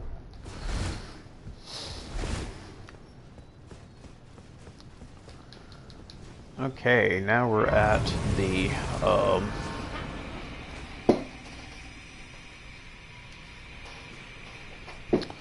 now we're at the raw base.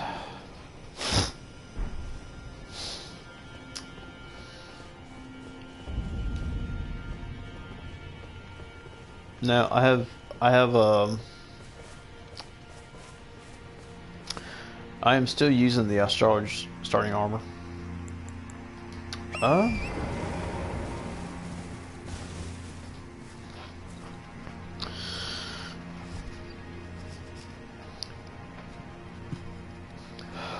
Let's see, armor.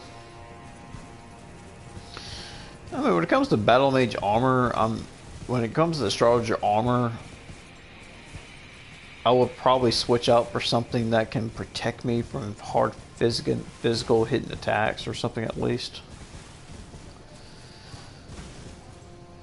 But there's some armor that would boost your stuff in, say,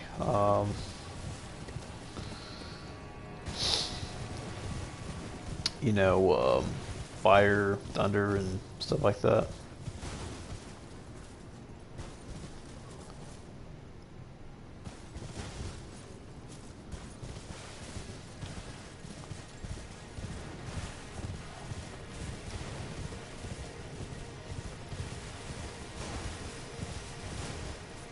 I think I'm going the wrong way.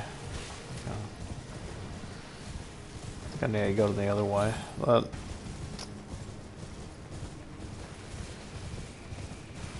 you can get the Caria Knight set, I know, in Radio Caria.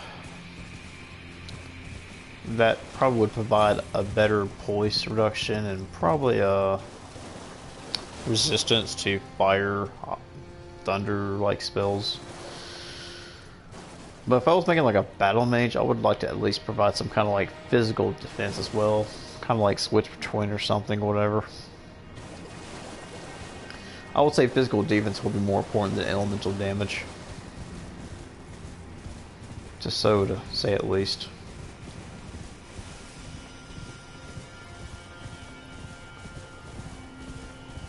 I would also watch out for my equipment load too as well.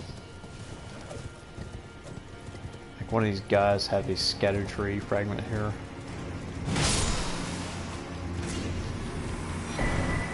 Oh, it's a weird spirit ash. Ooh, get off of me.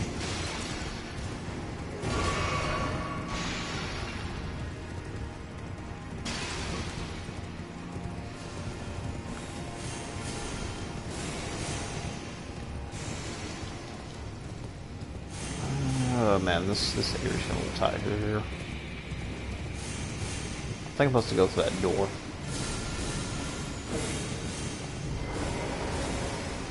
Yeah, I'm supposed to open this door up here. Get out of here.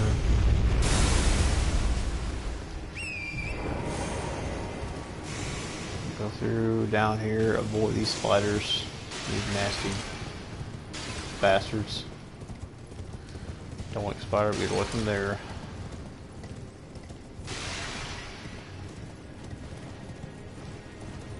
I want to attack this thing at least.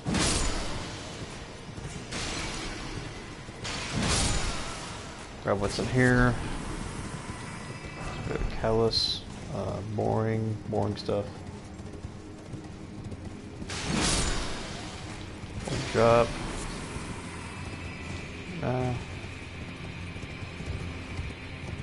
It's right here. You grab up here. I don't know.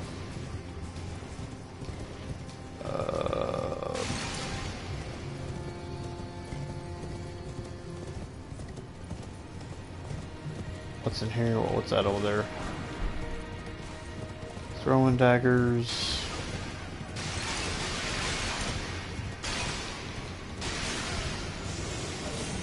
I couldn't grab the item. Oh well. Fuck it. You know.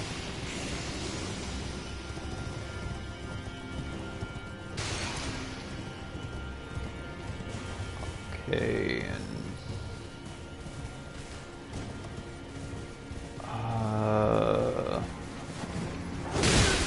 no, get going. No, don't do this. Don't do that. Don't do it. I'm going there now. Don't do that. Okay. Okay.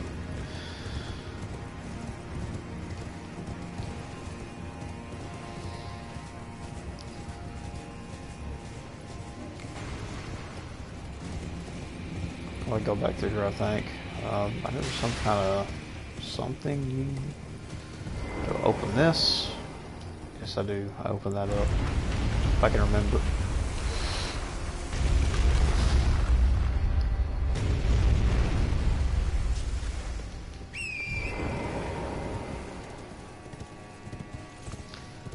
I mean, yeah, by far as a mage, I probably would worry about physical defense.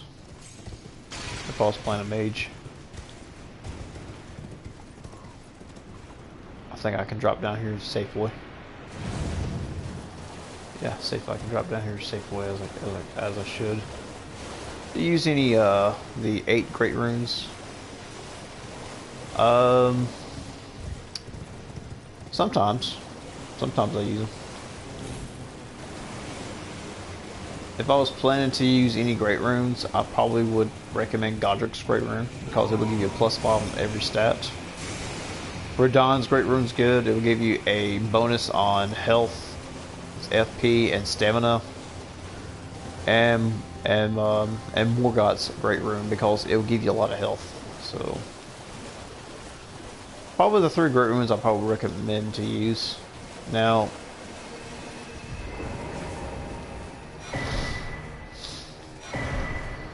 Scatry fragment. We got one of those. Nice.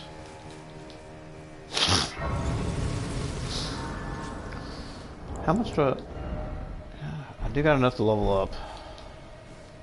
I might as well just use. I might as well level up now.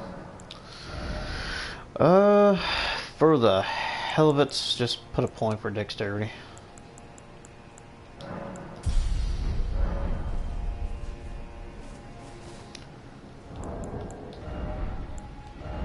I think what we got one of them now. Yeah, one of those again. Then we got one of those.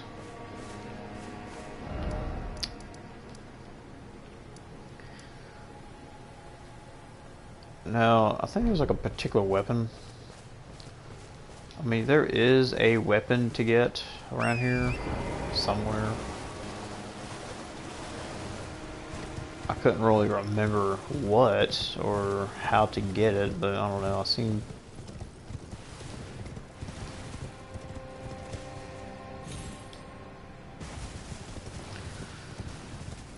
seen something about it on how you get it. I don't know.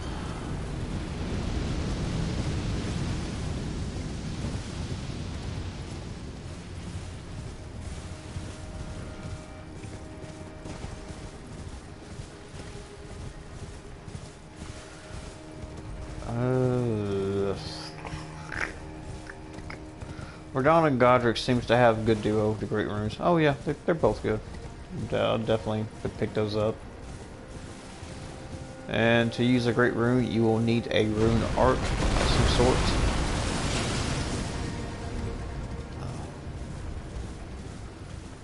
You will need a Rune Arc of some sort to activate them. Oh, that hurts.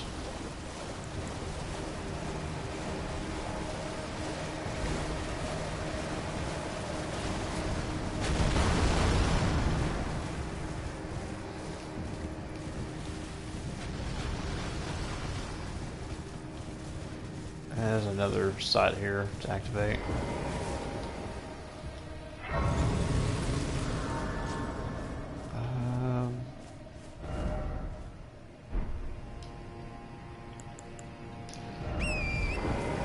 I'm trying to figure out how to.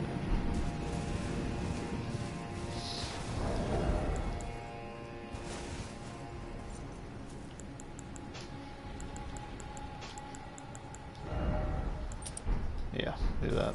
That'll increase the damage overall. I'm trying to figure out where to. It's like some weapon, some sword you get. Jeez. Back. Oh. I was wondering where you went to, game clip. Yeah, we kind of missed you there. Okay, I'm gonna go and teleport out here. It was like some sword you get, and it was a sword you can get, and you can take it to 2 different altars to transfer it to light or darkness. They're part of the holy damage element. Oh god, yeah. Rest assured on that one. Okay, I'm gonna go back here and head for I'm going to try getting Moonveil. I will return after. Okay. Good luck fighting the boss at the cave. He's pretty tough. If you just distance yourself and start casting a bunch of pebbles at it, he can probably fall down. Now, it's pretty effective if you get the Magic Crack tier. Magic Crack tier can boost your magic affinities and your magic sorcery powers.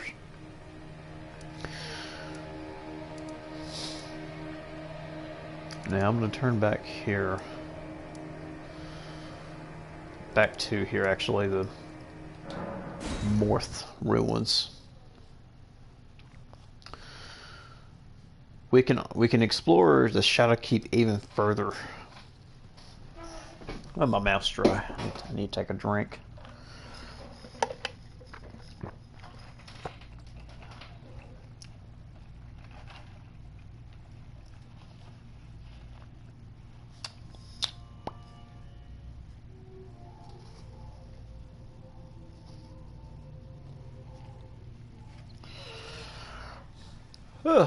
So actually, I was at work today. Magic cracked here?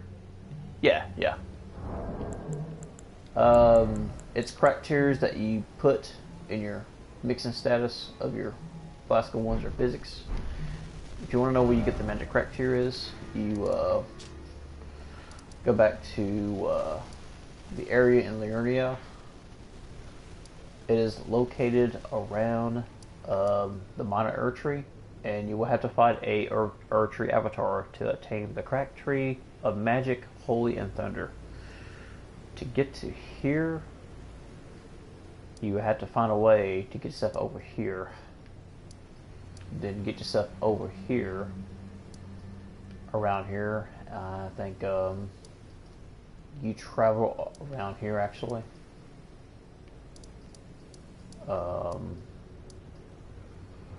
Or you can get here by going to the Dectus Plateau, going to the Frenzy Village or something. No, going through the Frenzy Flame Tower, all the way somewhere to the Grace Point, and there should be a cliff that you can jump off at to get to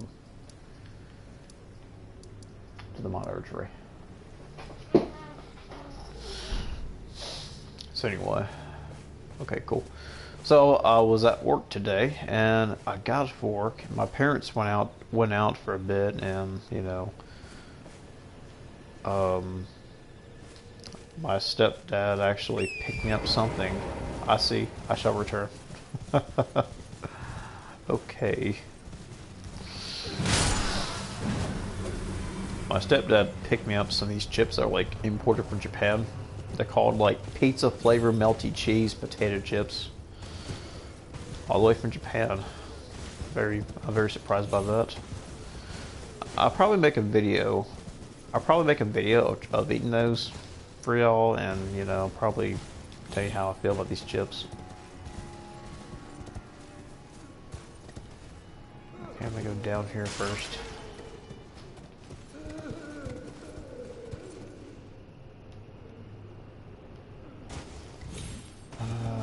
Obviously, be careful when I'm jumping down here. Shatterstone Talisman. That is the talisman that is good for the martial arts weapons. Those are actually pretty effective. If you're going for like the Dane's how did I get here?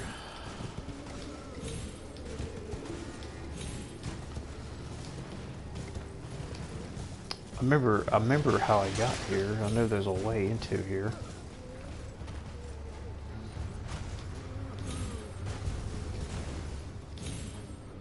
Okay.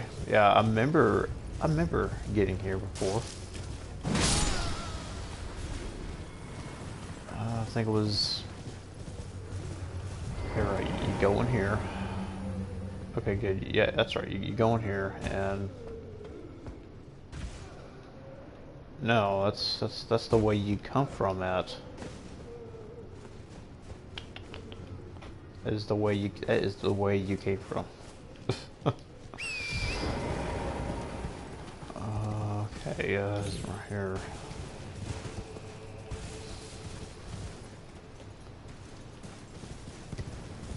Damn, I feel dumb. I feel pretty dumb right now.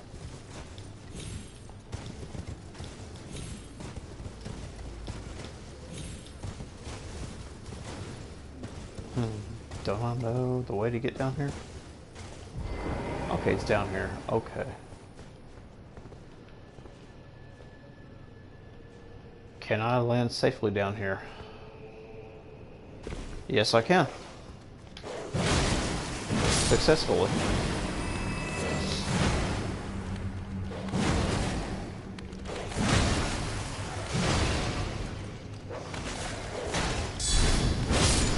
Monk.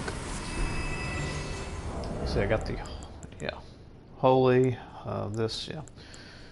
Increasing damage with the two hands, yeah, definitely.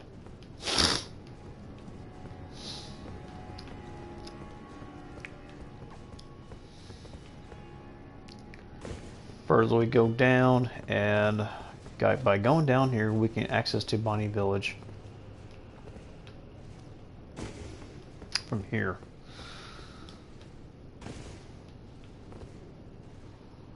Oh, these guys are nasty. These guys are viciously nasty. They're annoying. I think I got a good idea. Let's, yeah, let's go make it rain fire here.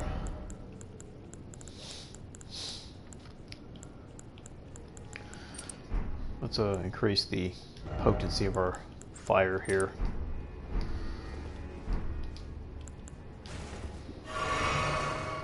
Got both seals out here.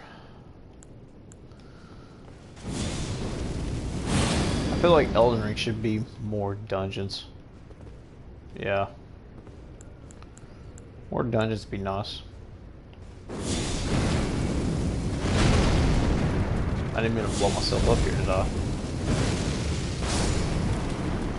Damn. Damn. Holy shit. 5,000? Damn. Whew. I blew these guys up to shreds. Golly, man. That is the power of these two. That is the power of Flame Grant Me Strength with Faithful and Flux Campus Talismans.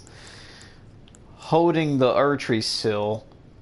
Lethal, yeah. Maximizing the damage by +10 by 350 through incant scaling. And holding the Giant Seal to increase the Giant's Flame's power by a lot. I made a short video about this, you know, combo here. Now I go back to what I was using here. Oh yeah, I had Sacred on, Sacred Scorpion Charm. Now if I put the Fire Tier, it will be pretty damn badass. It'll be pretty damn badass, I'm telling you. So I've recently been watching the Dynasty Warriors Origins trailer.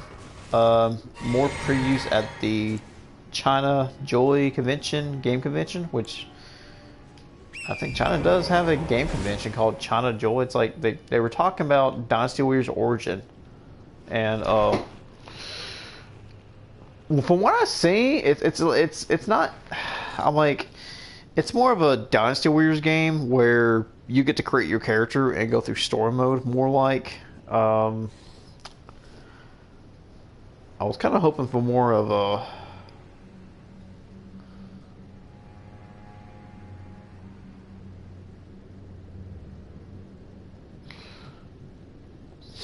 I mean, I was thinking it was more like you know, it was gonna be like a traditional Dynasty Warrior game where you just pick a character and you know your goal.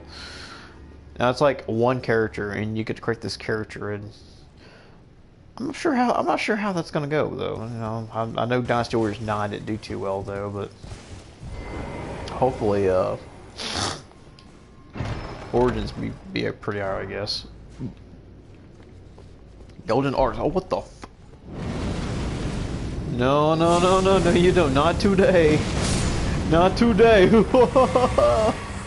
Actually, that would have been more if I had those talismans and that buff on. I love Giant's Flame Take. It's like it's probably one of my favorite flames pyro spells. I mean, it's a pyro spell. You can dish out a lot of damage. In Dark Souls, I really love pyro builds. I think they're fun, especially in Dark Souls 1, that you can start playing as a pyro, make it into a strength build, and pyro is pretty much pyromancy's broken in Dark Souls. I mean, you get the ring to like +15, and holy shit, it's like it's broken.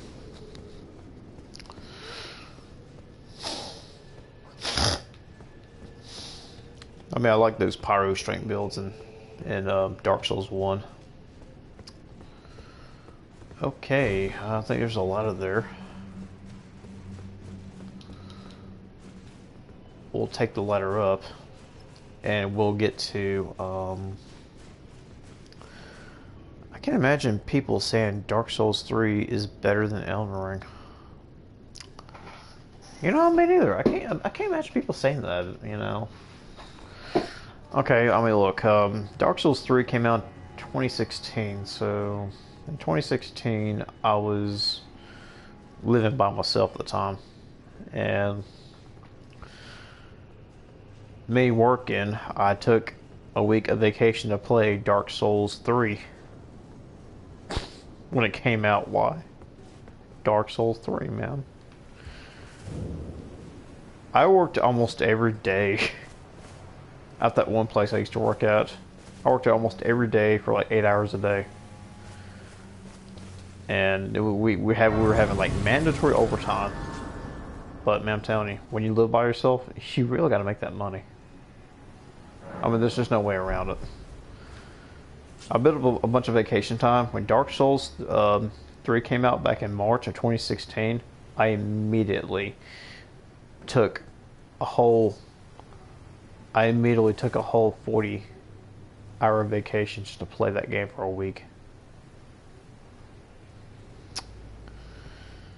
Played halfway through it. I think it took me about like 2.5 weeks to beat it. Fun and challenging game. When I first played Dark Souls 3, I picked the warrior, pretty much. And I learned that the knight was pretty good if you want to be very tanky. Alrighty, we are at Bonnie Village. Now, there's something you want to get in Bonnie Village, and you really need it, man. You honestly really need this.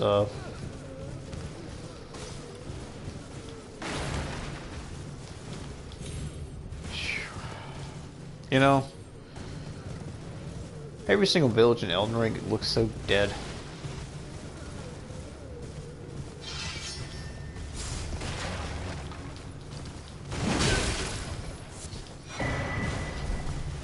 I think it's all the way down here, maybe. What was it?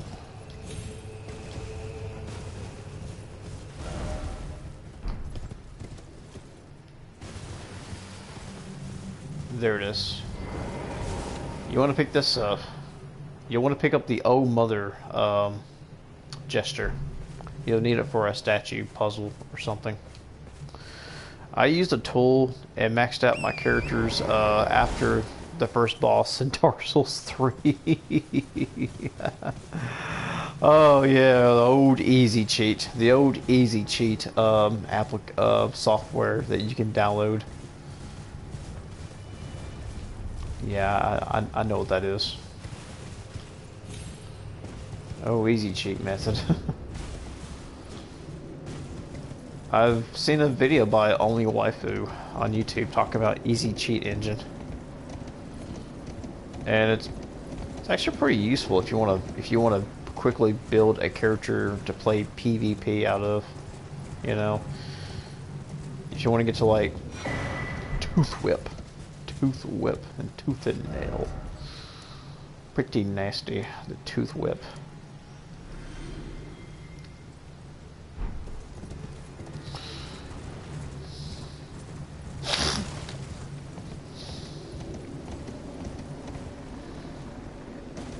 Wait, did I miss something up here? I don't know if I did. But it was pretty good if you're trying to do like PvP like matches and you wanna do some kind of quick, you know, build. There you go. You can like quickly make you a character ready for that. You know, you should like post more videos like 10 minutes long. I could do that. You know. I'm actually going to make a video about these potato chips that my stepdad bought me that came from Japan. Thought about doing a taste reaction to these Calvi pizza style potato chips. Melty cheese flavor for what that says. I was at work when my mom and stepdad went out and they got me a bag of those chips or something, and I was like, oh nice. They thought about me when I was at work today. That makes me feel a lot better knowing that they had fun while I was working, which I've actually, yeah, I really do need the money. They got it from Japan. No, they bought the chips here in America, but they were imported all the way from Japan. It's like the store was selling Japanese snacks, so they got me a bag of those chips. And I am truly I want to make a video about these potato chips. I actually want to try them on video. Oh damn! What the fuck? That scared the shit out of my ass.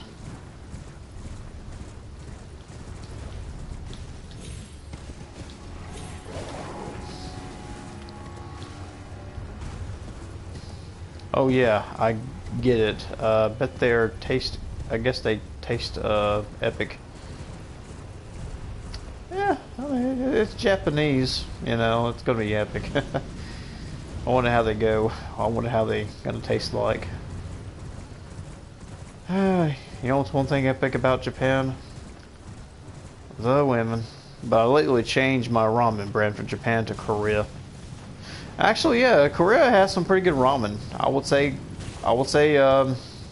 Shin Ramyun is pretty good Korean ramen. I would definitely. I don't know why, but they make ramen better. Yeah, Shin Ramyun, kimchi-based flavor ramen. Hell yeah, it's pretty good. They got them in cups. I sometimes buy the Shin Ramyun cups of Korean noodles, and they're pretty good. Really, really good. I like them. Or the one they import to us is just less good. Yeah. I eat Maruchan ramen noodles, top ramen noodles, Korean style noodles. I mean, anything Japanese related I can get my hands on that's imported to eat. Steamed pork buns, like Chinese pork buns that you can actually buy. I got some of those in the freezer right now. They're pretty good. I haven't ate them. I got that along with some like butter chicken all the way from India. Sometimes my Walmart will get things from different countries, like stuff from India, like buttered chicken frozen that you can pop in the microwave. And yeah, you know it's also more epic. You know what's more epic about Japan? Most I can say is Japanese women are like the most hottest type of women I ever like seen in my life. To be honest, like Japanese women are just freaking hot in general. I have a thing for Japanese women. I think my latest post today. When I was at work, I took a bathroom break and I went ahead and posted a picture of some Japanese women like Black Mask. I censored on my page, talking about how confident I was in my ability to solo these DLC bosses, and I was like, "Well, you joined a great goon or horrific Japanese babe post," you know. Anything like that I post, I always censor out because, for God's sakes, YouTube will blast my ass. The fuck? Yeah.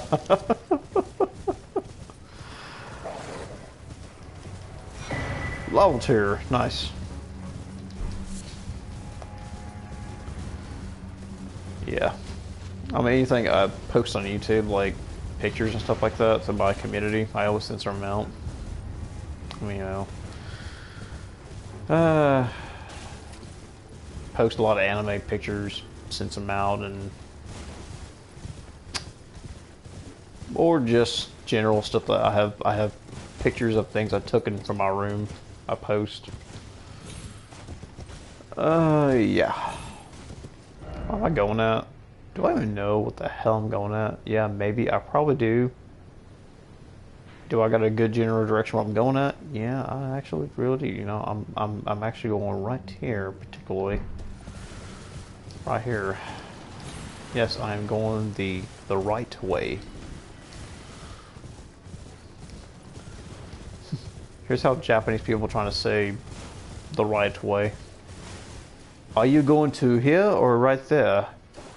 Yes, I'm going to the right direction. Yeah. I think it's funny to, you know, try to, you know, just... They say instant deals. They said instant... They said instant noodles give you cancer. Yeah, I heard about that. I've heard about instant noodles giving you cancer. I've read some weird ass story about that. I'm like thinking, can instant noodles really give you cancer? Damn, am I really going the right way?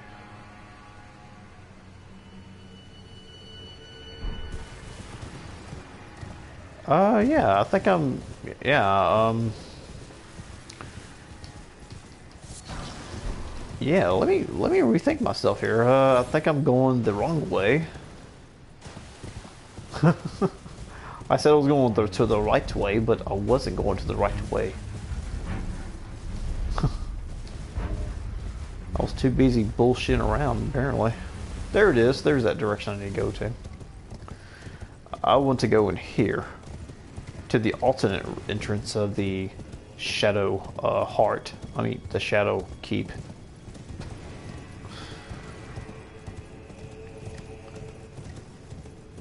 You know, I've been eating instant noodles for a long time and never once had any problems. I never did or never could say that I did.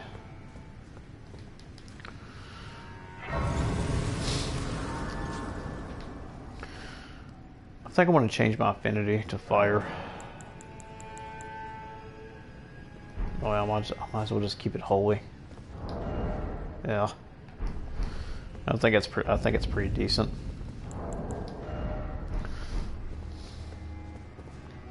Alrighty, this is a little dangerous here. I can jump here.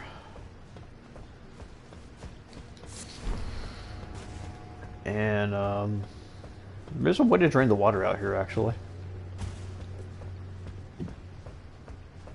And I can actually do that just so easy. Watch out for you, watch your step here.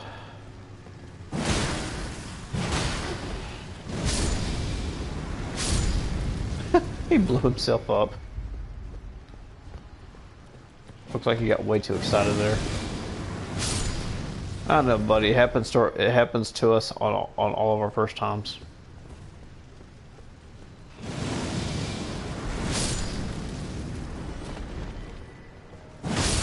Looks like he got triggered too much by all that action, I guess. Good lord, he's... Oh, cool. Watch out, watch out. That's a pit there. Beware of that.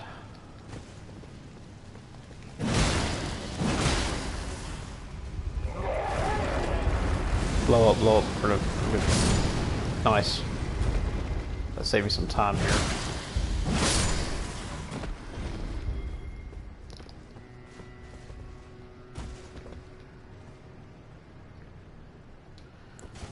I think I want to power up here. Got to fight one of these guys here.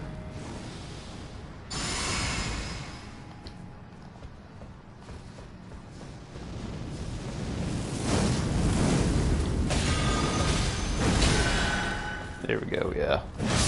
Yeah. Nice. Nice.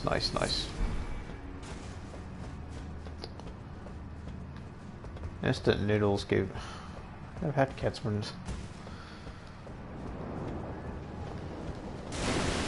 Jump down here. And... No! Okay, ooh, almost dropped down and fell down there. Holy shit. Okay, we want to drop down somewhere on this roof here.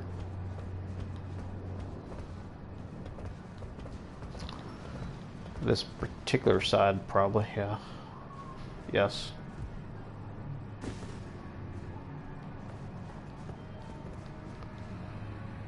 And down here. And down here.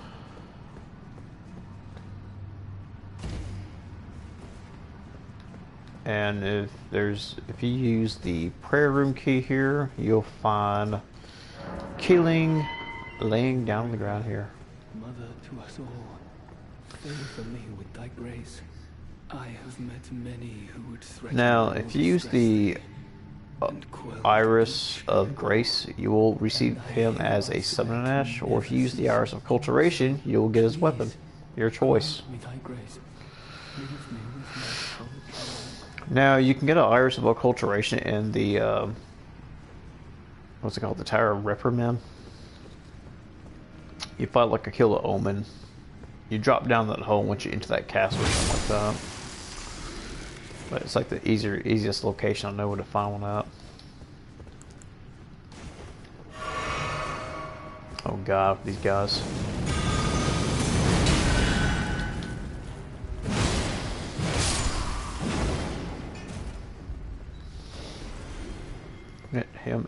Get them out of there.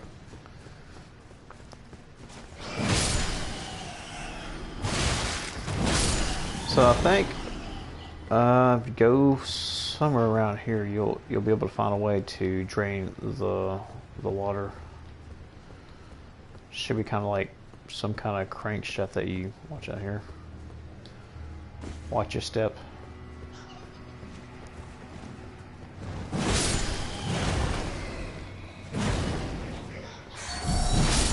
Get out of here.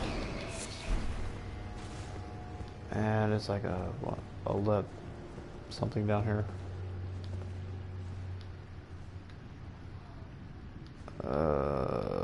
Yeah. Let's try up here. I know in one of these that you can there it is. So turn this right here. This will drain the water.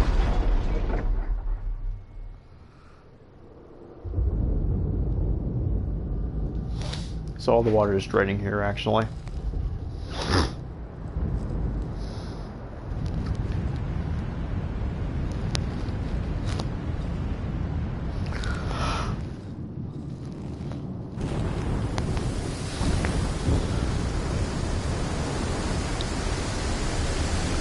How the hell did all this water build up? It's a very interesting cutscene. First time I ever saw this cutscene.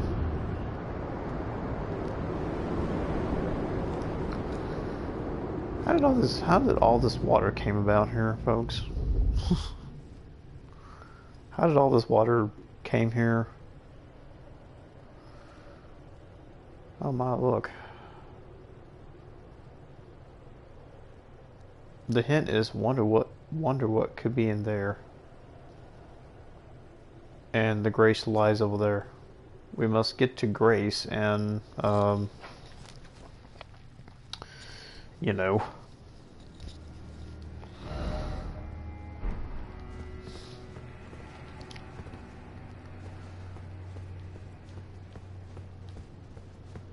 We'll jump down into it.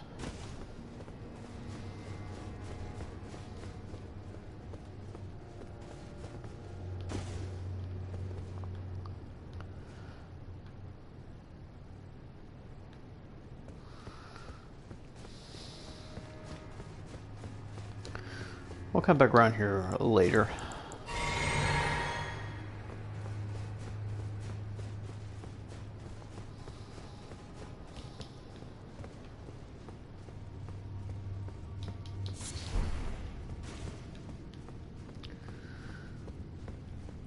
One of these I want to cut through here.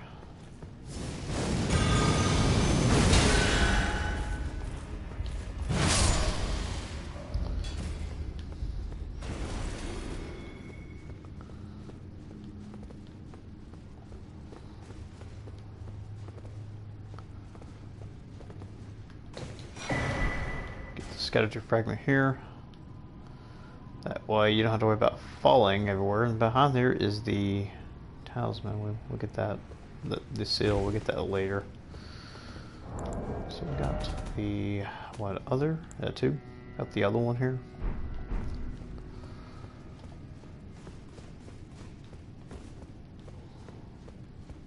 Down here is. You can drop down if you wanted to. I want to make a way around here actually.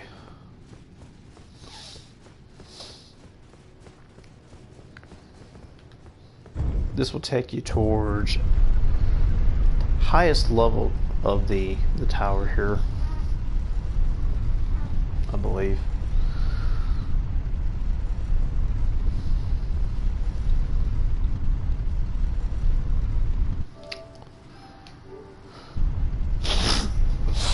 Oh, my nose was just kind of a little stuffy. Okay, it is about going on 6 o'clock.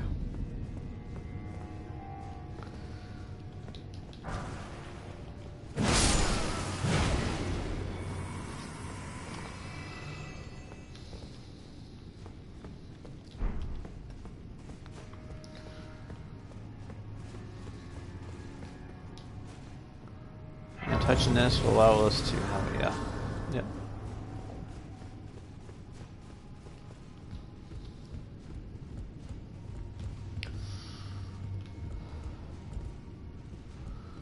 Whatever that is.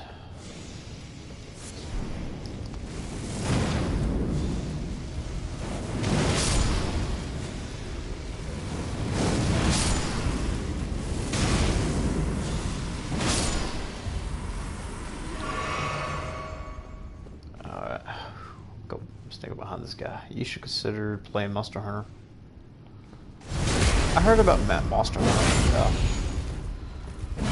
So Monster Hunter World any good? I heard about it.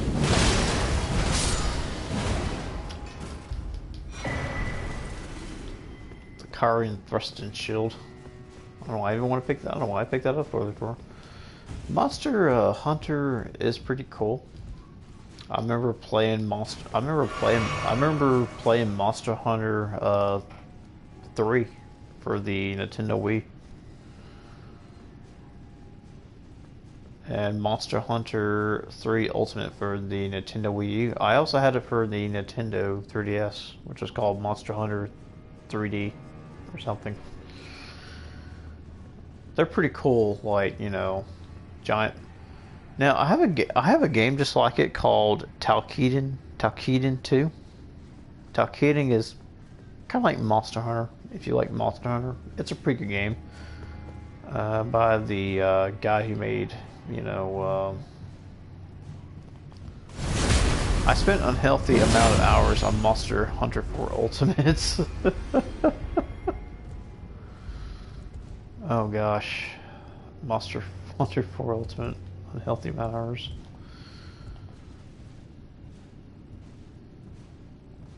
Yeah, I think that was for the 3DS or something. I know Monster Hunt for the Nintendo Switch was pretty good. I did enjoy that one. I bought it. No, I never played that unhealthy amount of hours. I can tell you that I have bad unhealthy amount of hours in Elden Ring if you like notice, which I probably have like at least 1,000 hours total built up in this fucking game. And the problem is, I can't stop playing this game, to be honest. It's just so good. I can't stop playing this game. I can't stop looking up pictures of Randy the Witch, or Melina, or Millennia, or the new female characters of this DLC. This guy.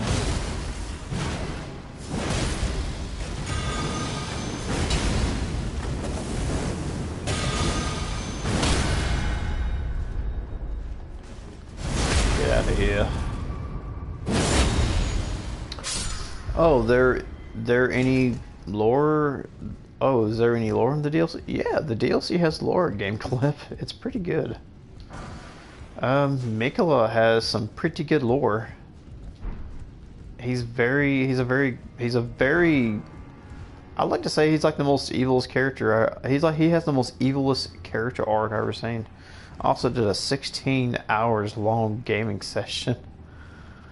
Damn. That's crazy.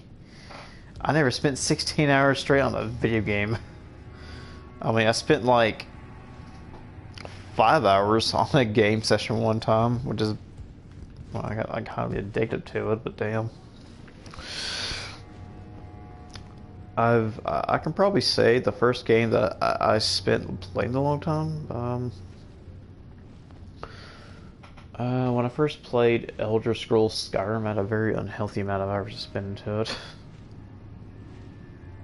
I'm like, I had like 500 hours invested in Elder Scrolls Skyrim. Dishonor is just too good. I heard about Dishonor. A lot of people say that's a really good game too. I think my friend back in high school said he played it and really enjoyed it.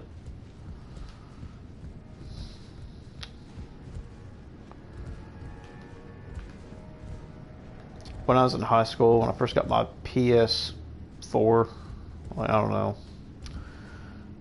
And I think I did bought Assassin's Creed Black Flag when it came out. And I really enjoyed that game. I think one of the, in my opinion, I think it's one of the best Assassin's Creed games.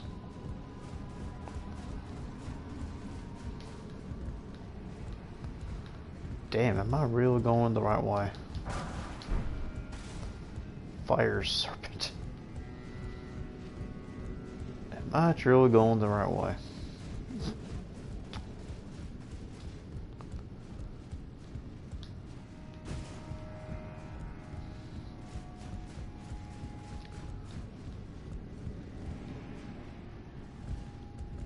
Yeah.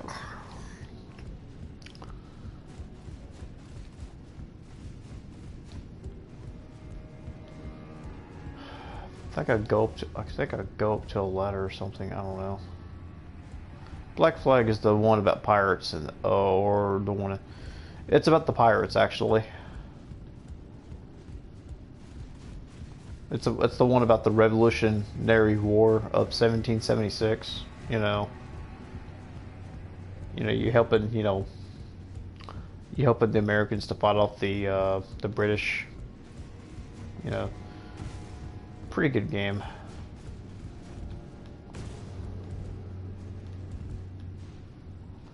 Damn, gone away,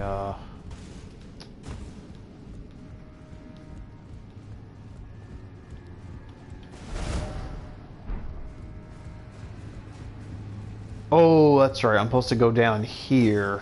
Duh! Jeez, Ichiban. If you just pay attention, maybe you would have figured this out. I'm pretty sure y'all got the best of us when we thought we know where we were all going. The new Assassin's Creed game that's coming out, which is called Shadows, it seems to get to be a lot of controversy here lately due to the inaccurate history and stuff like that. And I heard Japan is trying to sue Ubisoft, which is crazy. Man, I kind of have a bad feeling about Ubisoft. Like, I have a bad feeling that Star Wars Outlaws and both Assassin's Creed Shadows is going to flop really bad on the release day. I don't know, man. I just got a bad feeling about that. It's like there's been a lot of controversies about the DEI and the situation with Sweet Baby Incorporated.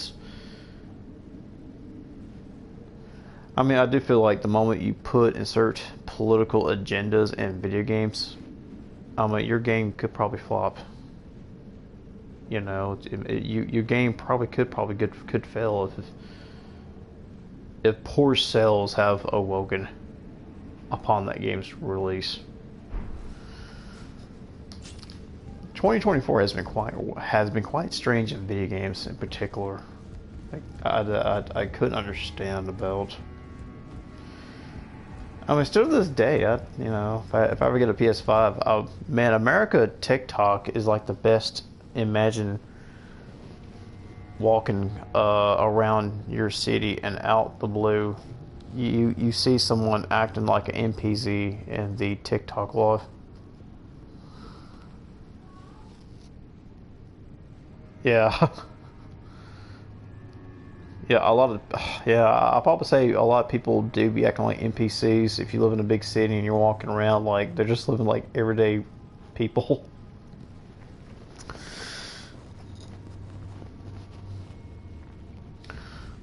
I don't live in the city.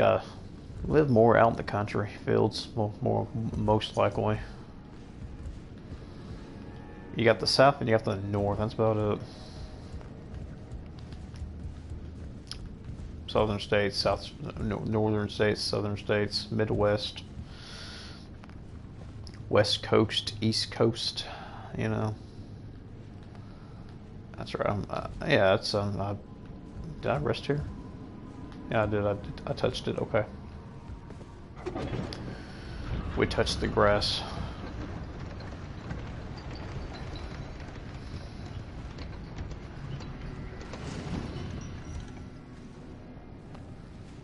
Nah, I mean NPC. They act like NPCs for donations at TikTok. Yeah. NPCs and RPG games that ask you for donations for the church and stuff. Okay.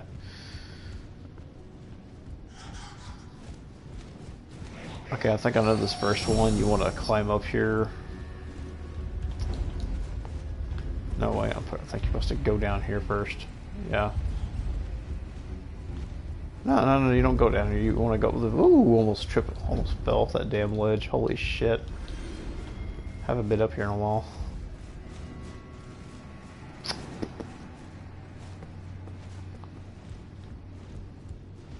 Okay, you want to... That's what you want to drop from that. You want to drop towards that cog. Right in the middle there. Drop on the cog. Then jump. Across the beams.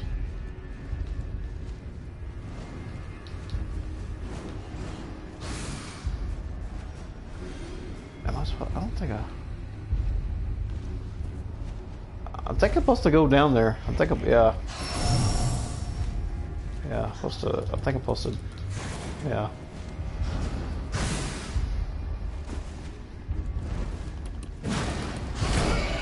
Ah, you asshole. You pathetic little worm.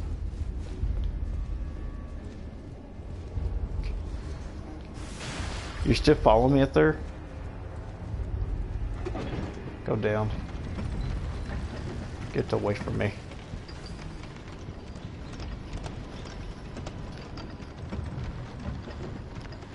Alright, we're almost here. I think so.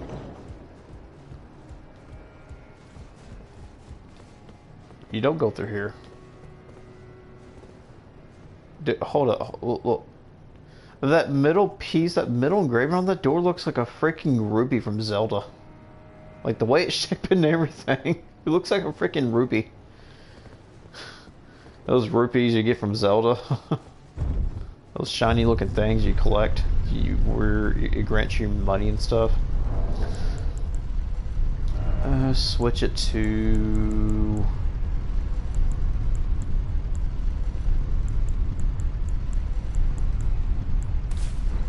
Yeah.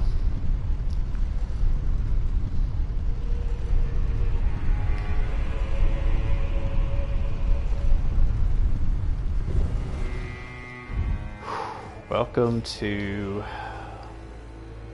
the other entrance of Skadu Atlas. And we can pick up Scadutree Fragment, and we got 3 of these now, so we have enough for another blessing. Yeah, 3 of those. We're at what, 11? Yeah, we'll get to Scadutree level 12. Have mercy for the spiritual way shamans. And if you use the old mother jester that we picked up at the Bonnie Village, you will reveal a secret passage that leads to the Shaman Village. We ain't gonna go there just yet. So what time it is? About 6:15. I think around like 7 o'clock I'll hop on right off here pretty much. Around 7 o'clock, around 7 p.m. in my time zone, I'll hop on off. But, you know, we got a little time remaining. Here is, let's see, yeah.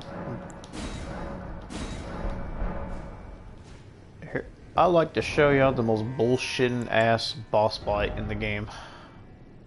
I want to tell you how much bullshit this guy is. This guy is the most, he's the biggest cocksucker, the most dick sucker of all things in the DLC of this game.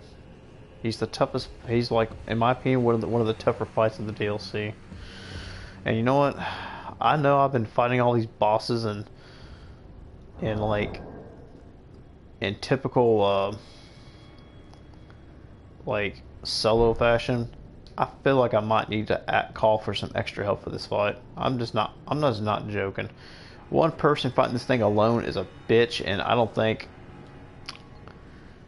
I'm going to have to opt out to summon somebody here. Just honestly, just get the mimic chair out and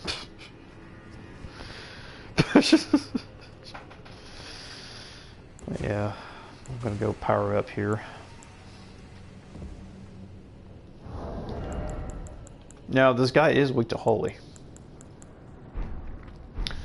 He is very weak to holy damage.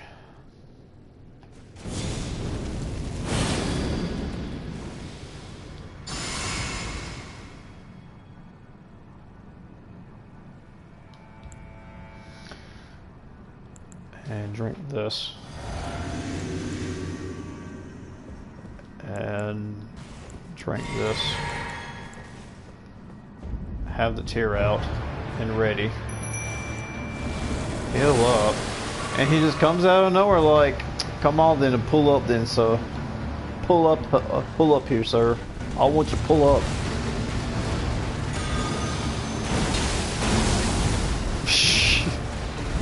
This is how bullshit this fight. This is how bullshit this fight really is.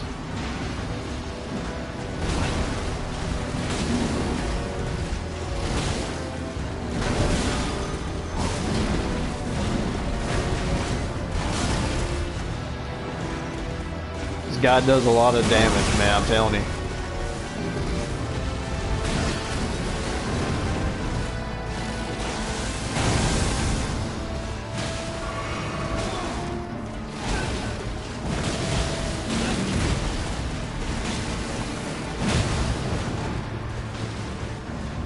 We got down towards half of his health. Yeah, it's not too bad.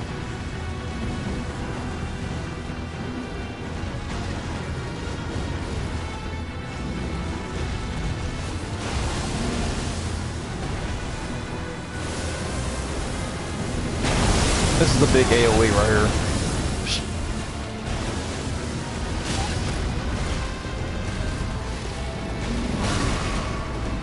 And if you heal, you will be punished.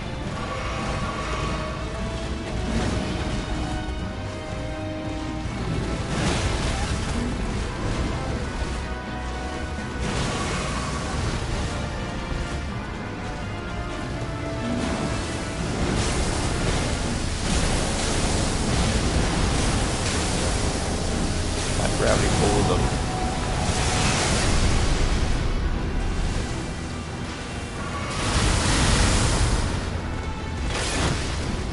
Oh my god, that broke your voice. That sucks. That freaking sucks.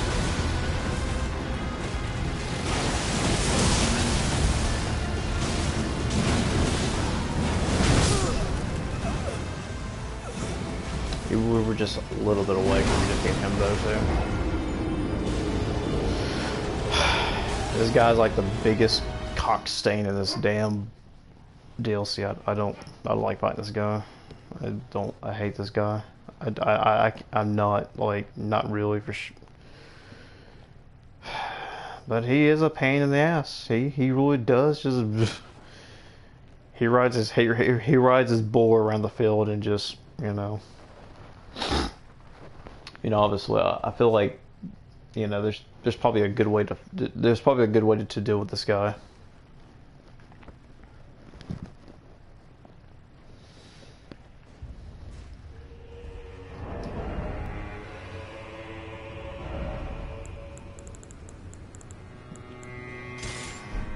Screw it, let's try the hammer. Let's do the hammer. I don't care. Let's just try the hammer.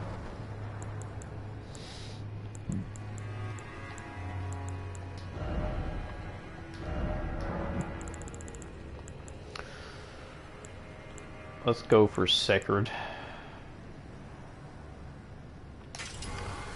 Maximize the holy damage in this thing. Motherfucker gonna do all kinds of shit here.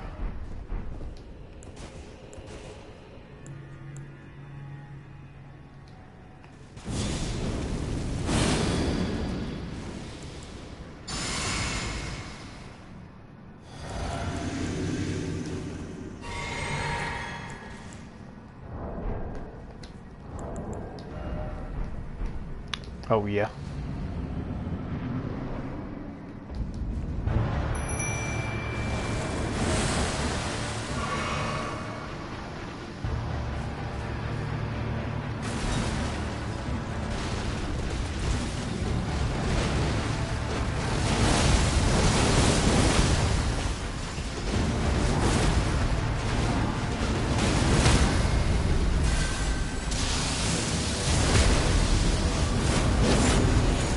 Yep, that's how you deal with it.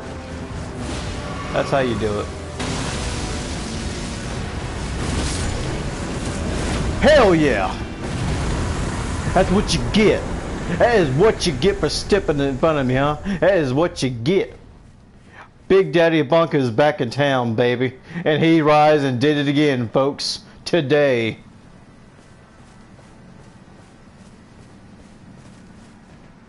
Feels pretty good, doesn't it? Feels pretty good when you wielded the big old mighty giant's hammer crusher. This hammer is a bad mother. Shut your mouth. Yes. This is the ultimate weapon. This is the best weapon. I freaking love this weapon. This hammer is GOAT. This hammer has been my go-to when I'm getting my ass killed in a boss fight. For some reason, this hammer just saves my life. I could probably say that this freaking hammer saves my build for anything I do. Savage Lion's Claw is a big major game changer when it comes to the patch update. Increasing the poise damage is totally good. It's so good. Like, I'm totally going to use this weapon. I'm totally going to use this weapon to beat Mesmer with. This is by far one of the best damn freaking, like, gosh darn builds. And you know what? Yeah, I'm for real. I had to have Mimic 2 with me just to fight this guy. This is the only battle in the game I had to have him with me for, because this guy is bullshit to deal with by yourself.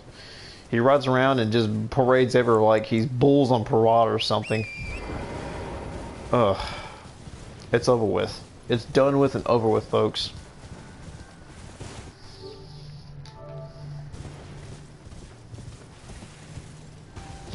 It's only 6:30 and we're doing pretty decent here.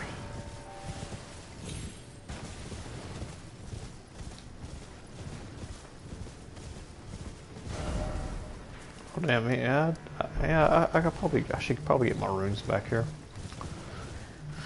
Alrighty, and this is our reward, and this motherfucker was holding out 5 scatter tree fragments. Like, honestly, he was holding out all these fragments here.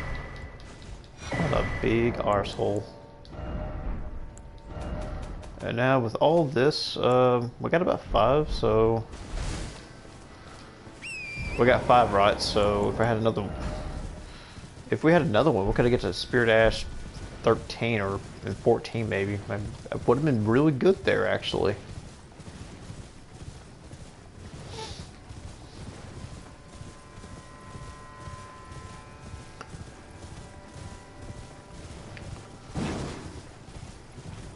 This hammer is really good.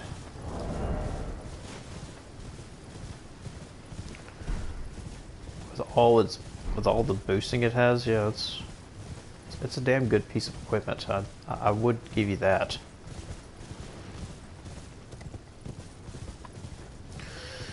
Let's grab our shits back.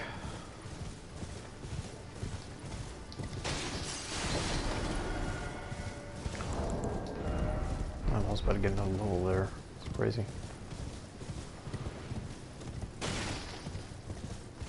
Yeah, let's check out that area. Let's check out that, this area here. Since we're now here.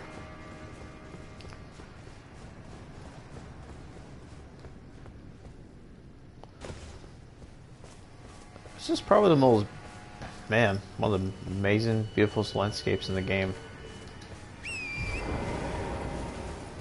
that I've probably ever seen when it comes to. I'm gonna just go ahead and get.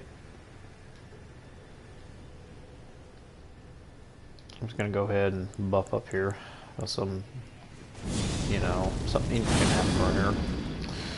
I learned my lesson the first time.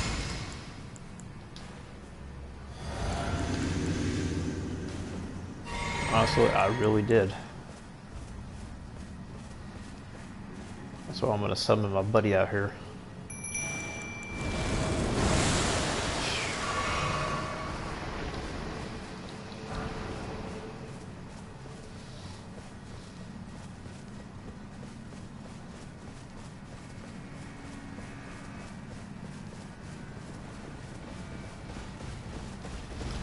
Hey, like, pull up then. Pull up then, come on. I want you to pull up.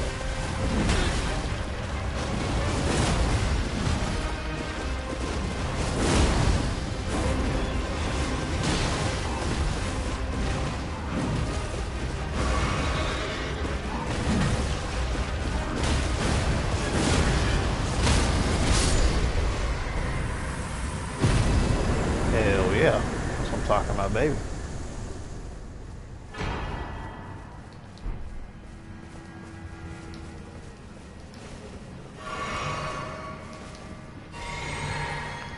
Got another one. Got two of these guys here.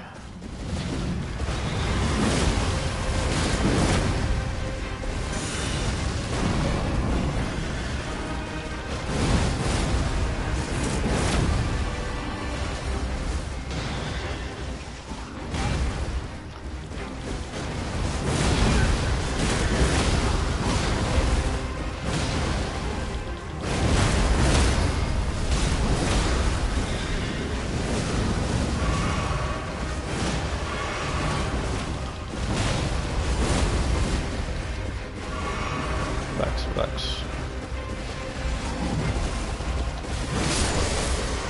Yeah, boy. Let's go. Let's go. Hell yeah, let's go. Hell yeah, boy, let's go. That's what I'm talking about, baby. That's what I've been waiting for.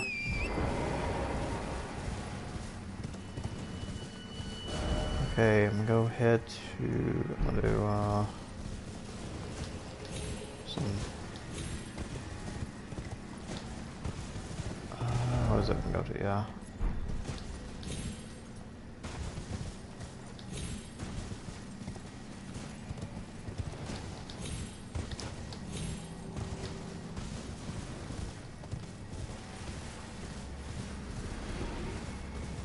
Am I here yet? Yeah, I'm here. Shaman Village.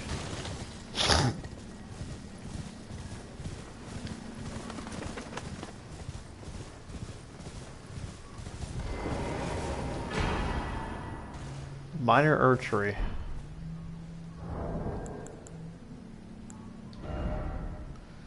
"70 Faith continuous hills allies an area." Did this got a patch update where it's better now or something? I don't know.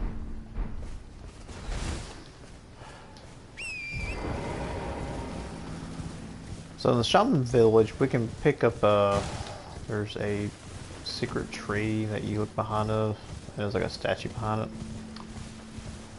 Right over here, yeah. It's right over here. There you can pick up the Golden Braid. The Golden Braid is by far the best talisman when it comes to holy damage when you're trying to protect yourself away from, and it's pretty good. So it's definitely not too bad.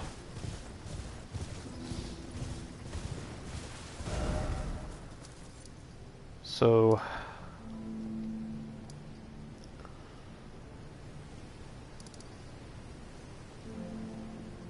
So those are quests that we can probably do. That we can continue on doing actually. That it lies over here actually. We have to get through all the way through here and drop down and get to the cave here, which that will be for another episode, folks. I think we did quite a bit enough we can do today.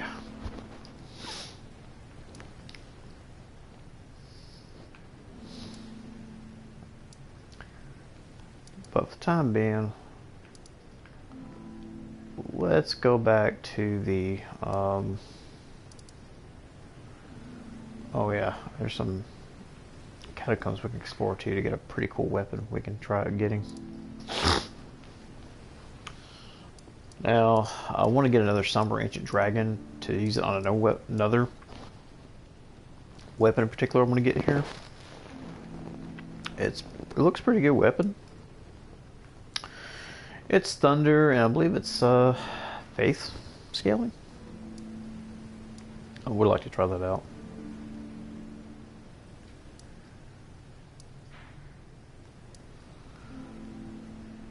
Time being, we can go from.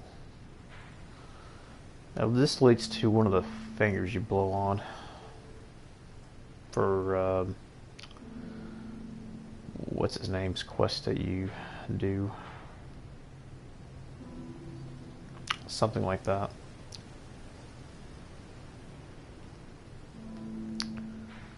But there's a lot to do.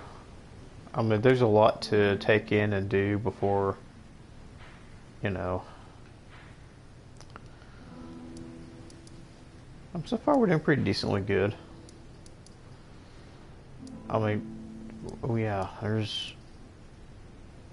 I forgot one thing. Ooh, another boss down here we can go fight. Now, we kind of want to like go back here. Church district entrance. Because there's a possible fight we can do. Another possible, you know, extra boss fight we can do. And this one's pretty tough. I would rather say this one is tough as well, so I'll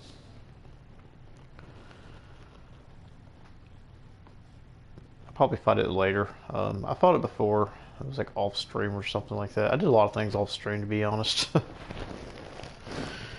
was like, you know, the first few times I did the DLC on stream, I never really done everything I wanted, like I wanted to show off. Since we're doing a New Game Plus 1, I think this is a very good, decent, you know, way of showing off my skills so far now. Which will come in handy and everything. Yeah. Since we're drained the water, we can easily access it now. I want to say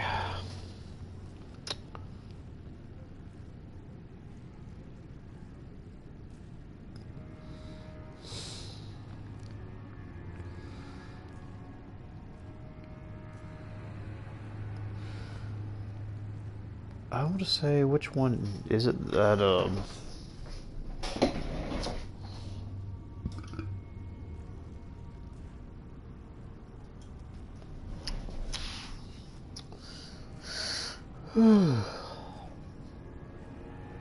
was it Weak to Fire? Remember, I think so.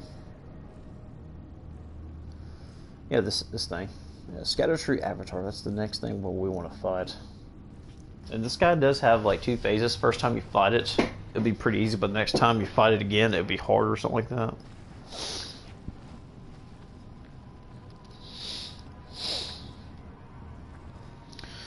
So yeah, it's weak to fire and frostbites.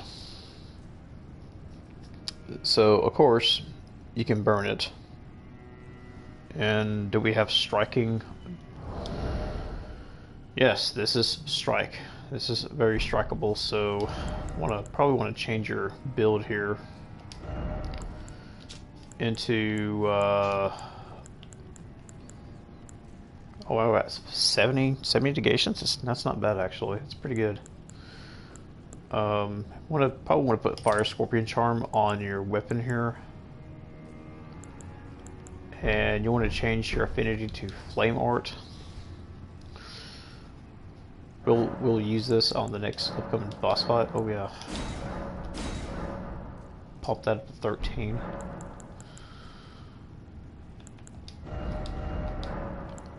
To Flame Art, because that's what we're doing.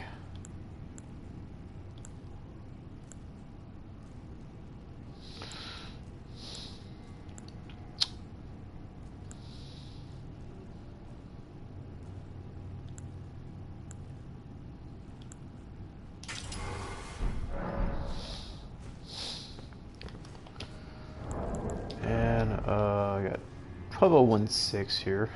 We have here already. And that's like 71,000, yeah. So you want to put this on and two-hand it. Change out your cracked tier to fire.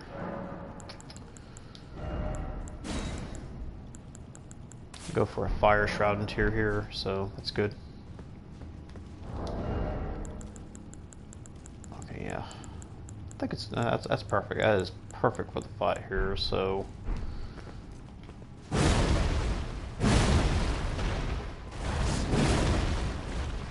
really good. It's weak to strikes and fire. Oh yeah, it's gonna go down pretty easy. I probably would say there, but yeah. Thanks for attending to the stream, everybody. I'm glad that y'all have a good time watching me playing this. Please, if you enjoyed the video today, give a like and subscribe, and have a good day. Ichiban Samugi signing off.